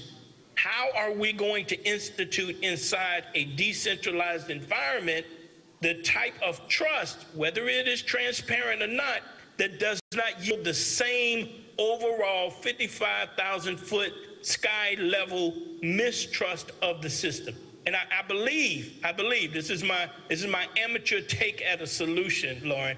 I believe that while transparency may be a great part of it, accountability will weigh way more. If there are consequences for misbehaving in this space, it'll have much more trust impactful movement in our space, in our decentralized blockchain. That is fantastic, and seeing anything that goes wrong as an opportunity to prove that accountability, right? I think that's like embracing things that go wrong is a time to step up. That's a really good point. There are going to be mishaps. Things are going to get overloaded. Stuff's going to break. But owning up to it and saying, we did this wrong, here's how we're going to fix it. You're right. That is what's important. It's a really good point. Man. Oh, no. Did I get one? Yeah, you got them all. All right, we have 1 minute left before I think I get kicked off stage. So I'm going to really quickly wrap up the others. Adraint, Bereal, and Jason Wilkins were up here talking about a film that Adraint made that's coming out later this month, where he thought about the Black experience and related to crypto. And so he talked to a couple of individuals who are really prominent in the space, creators, people who are like mobilizing entire movements in the United States to get Black Americans onto Bitcoin. Really exciting to both watch his creative journey and who he talked to and what he got out of those conversations. So I'm really excited to see that final produced film and what he kind of brought forward from those stories. And then finally, we had James, actual James, and Brian talking about what would hip hop be like if it were built on the blockchain, right? What if we had the blockchain in the 70s? What would be different in terms of artistic ownership, how community could benefit and be part of the culture that was being created? And that reminds us that technology has always been at the core of hip hop, right? But really, hip hop hasn't benefited from technology like it should have. And so what a great way to end this day, bringing it back to this moment in time and what we actually can build a little bit differently to hopefully inspire y'all that are building at the hackathon to think differently. What can we do differently now? What problems can we solve? Who can we give agency? What creators can we lift up? And how can we think about those around us and what they actually need? I thought that that was a really cool way to sum it up. So thanks, y'all. I don't know if you have any closing words, Dave. By the way, Dave's joining us from his home in New Jersey, which we're so thankful for. Thank you to the AV team for being super flexible and getting him up on Zoom. That is like really impressive. This is all last minute stuff. So thank you so much for making it happen, for being here. I'm so happy we have your voice in here. It's super important to be holding us accountable. I didn't want to end the day just with me saying nice things about the programming we did, because that wouldn't be super, super honest. Thank you so much, Lauren. I really appreciate it. Y'all give a round of applause. Come on now, that team is really putting on a great event. All right, thanks so much, James. Thanks, y'all. We'll see you again tomorrow. So we're back here 2 o'clock, so more CRADL programming from 2 p.m. to 5 p.m. tomorrow. We have a bunch of panels, so some of the folks you saw talking today, a lot more. We're highlighting the 5 different topics of the hackathon, so we'll have a panel on each.